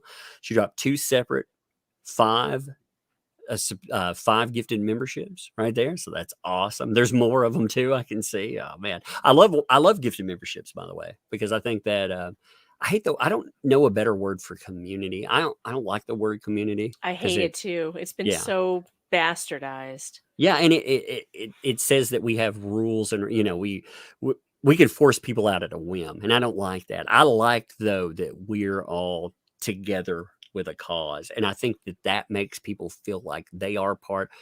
They're not fan. I always hate words like fans. The people that show up aren't fans. They are the channel. Without them, it doesn't go there. So it I doesn't love exist. Yep. My channel is like all the humor on my channel and all the funny bits. It's all them. Yep. All of it. Yeah, you're talking about the main, like again, the moon bump there, General Tuggerwood, by the way, love you, always have, but they did that, not me.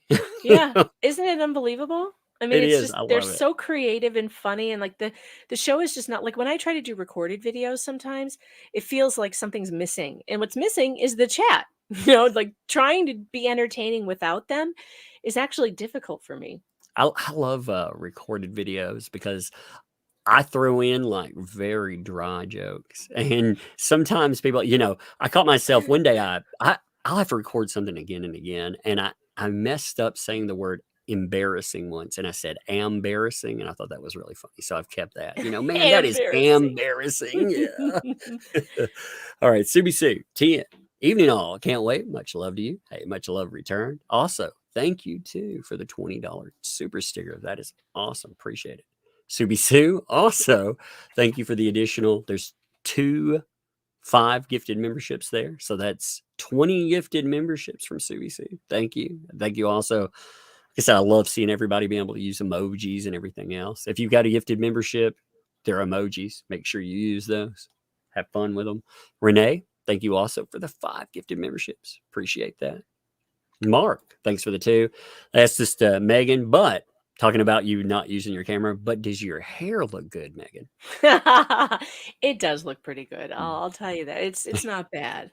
Probably looks better than mine. Mine looks crazy. I look like I've been electroshocked or something. It's got to be better. I love the fact that I don't, I like that I made the decision early on not to show my face, because I can sit here and You know, I can do I know whatever. sometimes I wish I had done that also. But then again, half the jokes on my channel wouldn't exist. Well, and it's, you know, it's harder to without a moving avatar. That's why VTubers exist. With a moving avatar, you know, you can do a lot of stuff. But without That's a true. moving avatar, yeah. I thought about getting a moving avatar. I just have no idea what the hell I'm doing when I get that. That would be great. Oh my God, that would be so fun. Hey, if to somebody watch. knows what they're doing with that, I talked to Lofty Pixels, but Lofty keeps standing me up. Yes, Lofty, if you see this clip, this is directed at you. I love Lofty. I love you a hard time. Let's see. Subi Sue, thank you for the 5. Love you both lots. I have an 18-year-old son.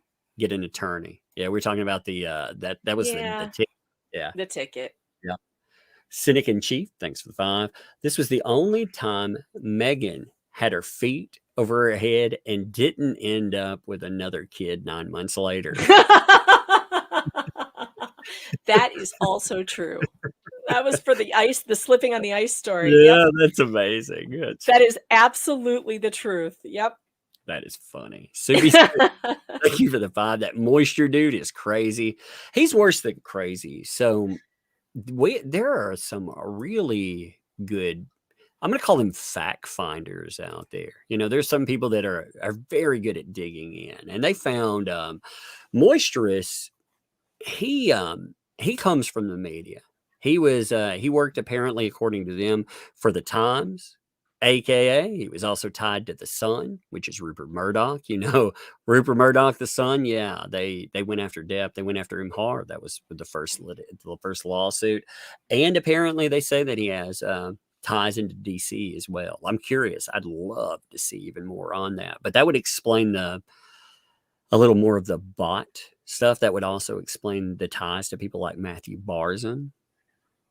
You know, I think there's a big rabbit hole there. I think I would love for somebody to really deep dive that rabbit hole and see who that person is, because I'm very curious.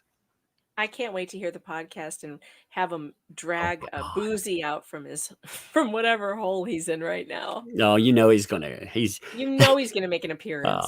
Well, his talking points are there. You know, I just love the fact that every time I think, man, you can tell when I get bored. Like I was like, okay, I'm switching off. For 2 weeks, I did videos. They were talking about, well, here's what's going on with Depp. You know, he's having this good victory. Nothing about her. Nothing at all. Got bored with it. And then what do? They switch on the supervillain motif again. And I'm like, hey, I'm back again, baby. Delia Lusk, I probably mispronounced your name. Thank you for the $5 super sticker there. Apologies for probably butchering your name. Or, hey, welcome to the club. I think I butcher everyone's name. Horwitz, Feinberg, and Horwitz. Thanks for the 10. I bet this idiot never even had morning sickness. Talking about, of course, a certain twin carrier.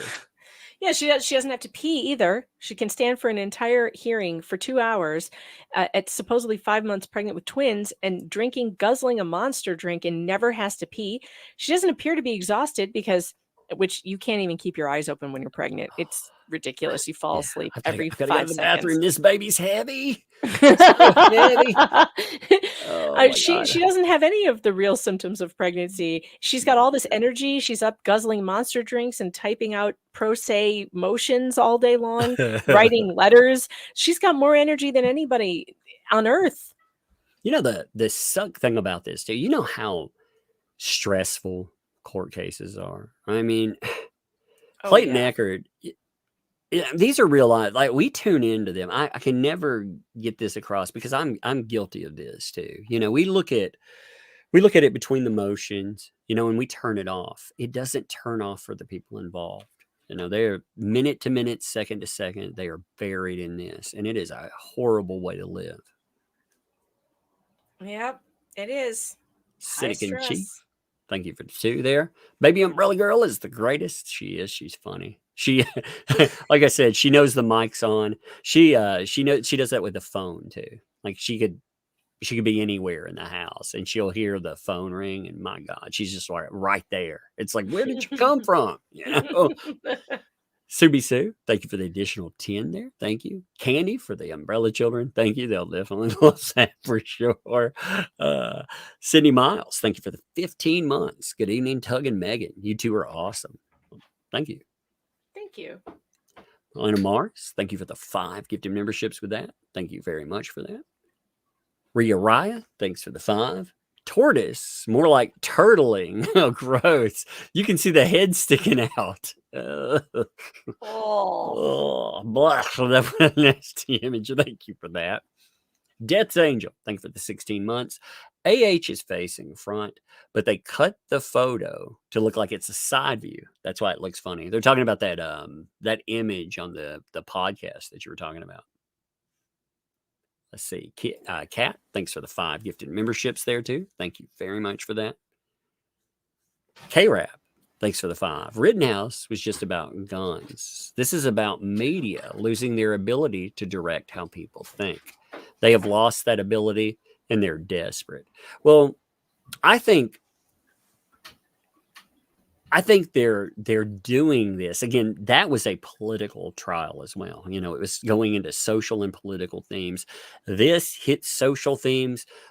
You know, again, the trials are nothing in the same realm. But at the same time, when you look at that, you had all the social themes that were hit, and now they are turning this into a political theme. Doesn't have anything to do with it, but from go, you had politicians sounding off on the Depp trial and saying, we need to make sure that this never happens again. They were talking about political themes. You know, there were some. I'll tell you about this in a minute. Actually, when we close out, remind me to tell you the thing about the lawyer thing with Elaine if I forget.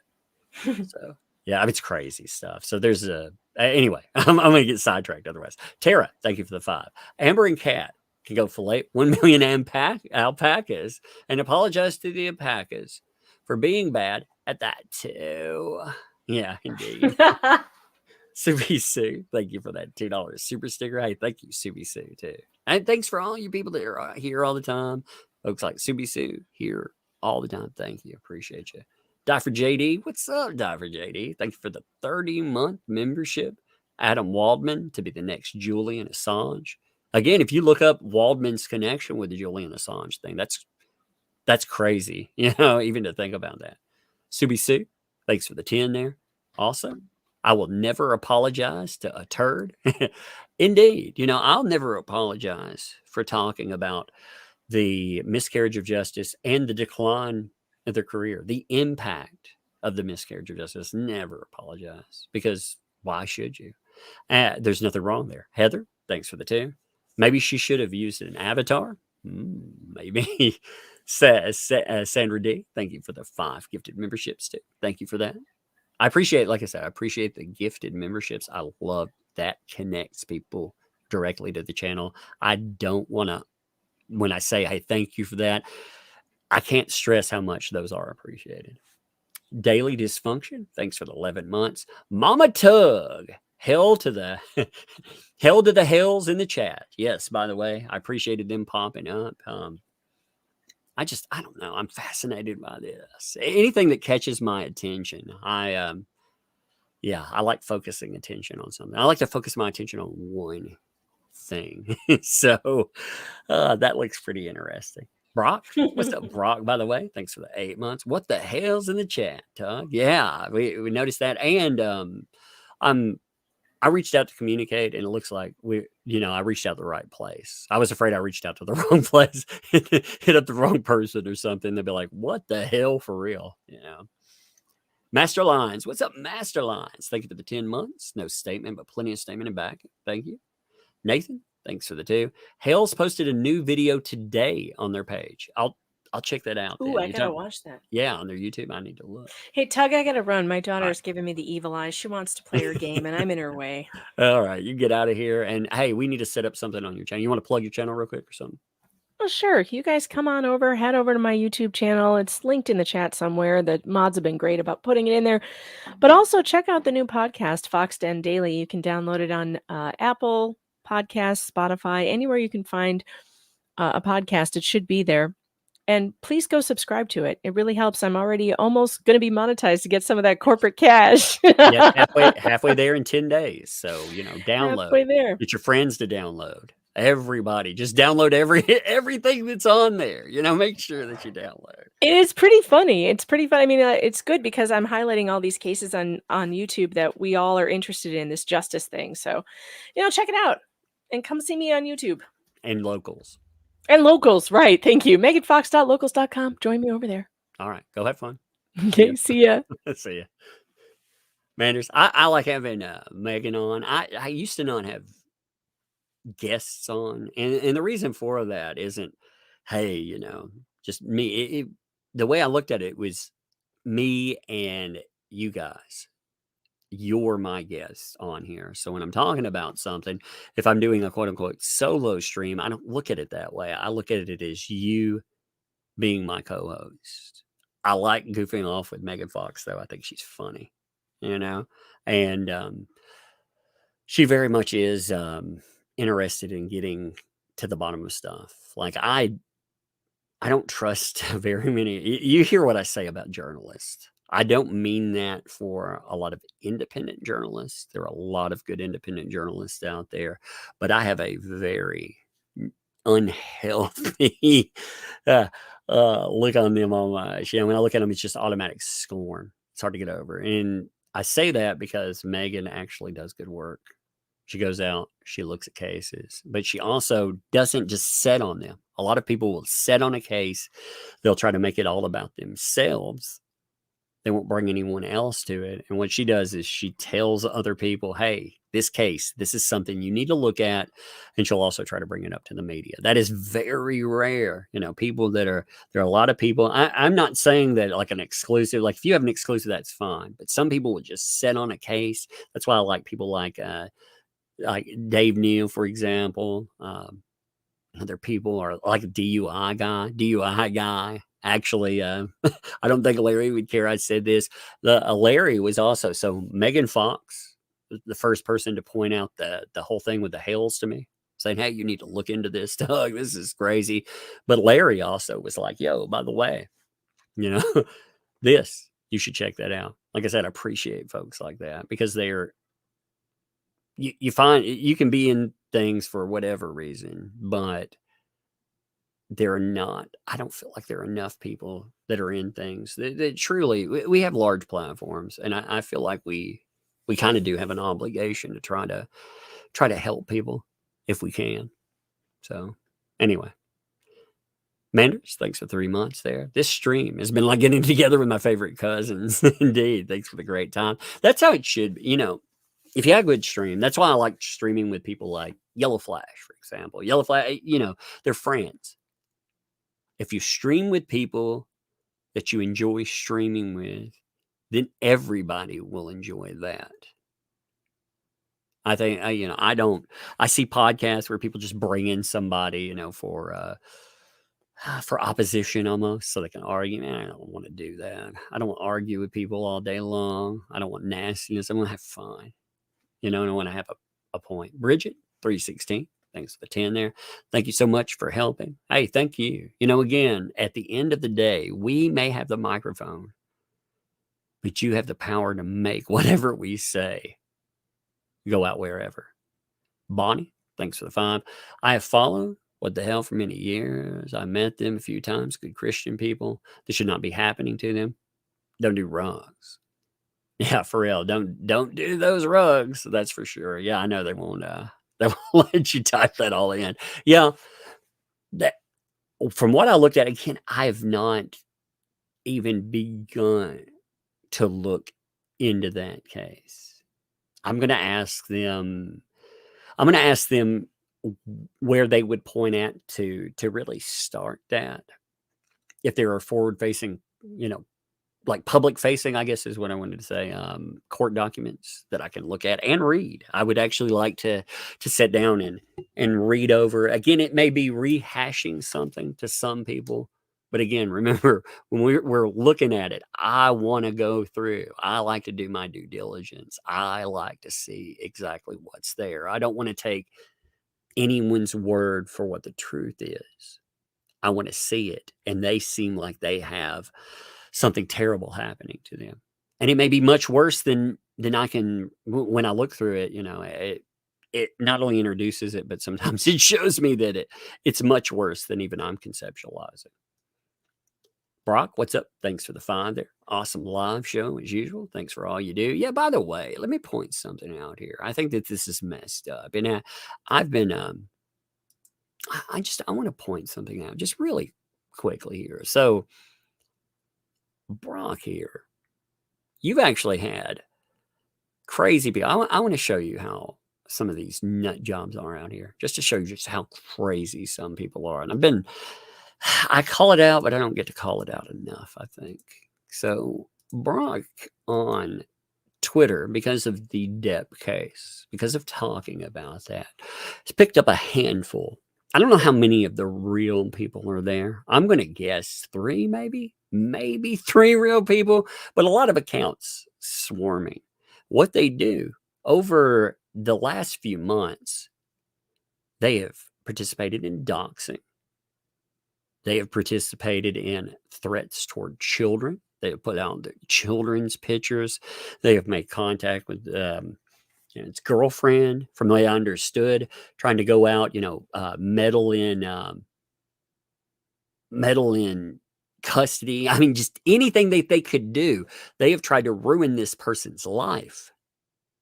And I'm sick of fucking people like this. I want to make it very clear that you may be able to do that to somebody out there that you think can't speak out and have a voice. But you can see that they're mad when they get called out about this. So fuck you. I'm calling you out. And they're like, oh my God, are you threatening? When I say, hey, if you don't like it, stop or you get wrecked, you piece of shit. That's your call.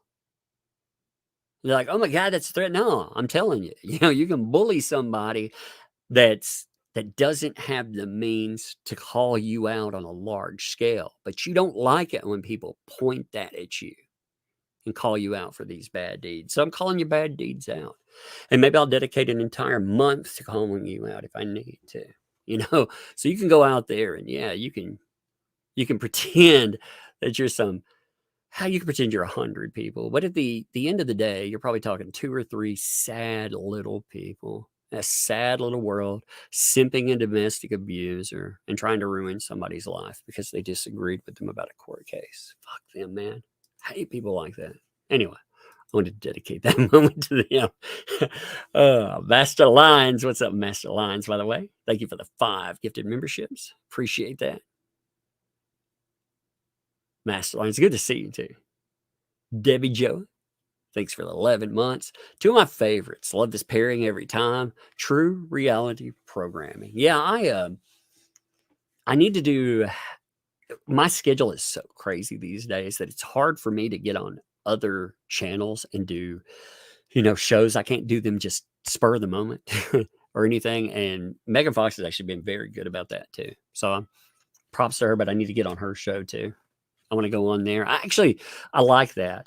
I was doing a guest interview per week is what I was aiming into. And then having Megan on was fun enough that I was like, man, we got to do this again. And it's led to 3 team ups so far. And I like that. Heck, I was like, man, we should just open up a spot and, goof off with that. Do it like a regular thing. Move it around, have fun with it. And Master Lines, thank you for the 10 gifted memberships as well. It's a lot. Thank you. 15 gifted memberships there. So this is the super chats. That's everything on there.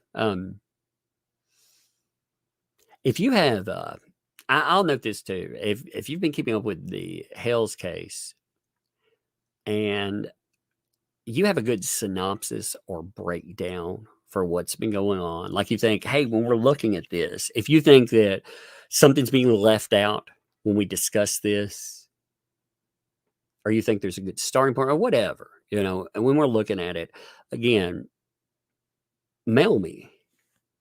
You can mail me on my email is granular. It's 2 words, long words, but just look at it this way. Granular like a sand, like grain of sand, granularheaven@gmail.com. Why that? I don't remember. It's been a long time. I don't remember why that's attached to this channel, but Now, I'm never going to change it because it's been here forever. But you can email me with that. And I would encourage you, if there are documents, especially. I like going over documents. So I'm interested in that case, though. But these 3 cases, the Clayton Echard case is, I don't even know. I don't even know what to say about it. I got to look at it, and sometimes I'm at a loss for words with that case because it is so crazy. I don't understand. Now, it looks like Laura Owens is finally, excuse me one second, I got something on my tooth. You right, hear me? I was like, Laura Owens finally looks like she may be taken to task there.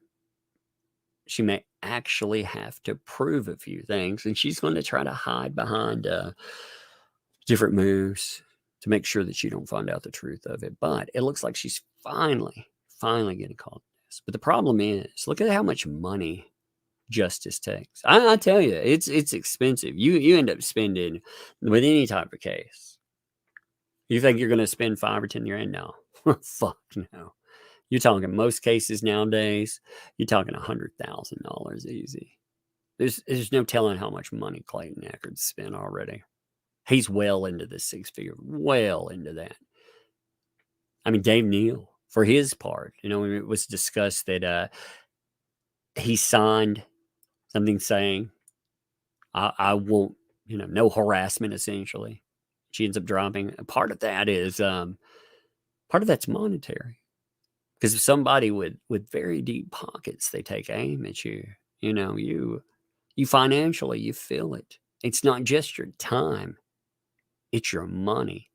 And, people do donate things, but the amount of money, it's kind of like when we were talking about the Chris Boozy, when suing him first came up, people were like, oh man, Nate the lawyer's suing, hey, Tuck. Like, why not get involved with that? Well, first of all, I don't like the courtroom. It sucks. Being there is not fun. But on top of that, the amount of money is just insane. He raised $30,000 and it was gone just like that. It's eaten. So I hate that. I hate the fact that courtrooms are financial bullying. I can't imagine what like the Hales they may have actually. I can't even imagine what they've paid in now. I mean, if this has been going on for months, they've had to repeatedly show up. And then if you start out the victim in something and then end up in the crosshairs, look at that. Every case that we talk about, you think about that. The person there. You try, and it's with anything. It doesn't matter what kind of case. Whether you're talking about a free speech type case. You're talking about somebody that's taking aim at you, property destruction. You're talking about civil litigation. You're talking about whatever. The price tags on it are insane. Ultimately, at the end of the day, getting justice is very expensive. But I'm gonna call it here. I think it's been a good live stream. I may live stream tomorrow. I'm not sure yet. We should have Flashcast tomorrow too. We'll see. But maybe I have a video. I'm not sure what'll go on. Anyway, appreciate you folks. It's been a fun one. It's been a crazy one. Later.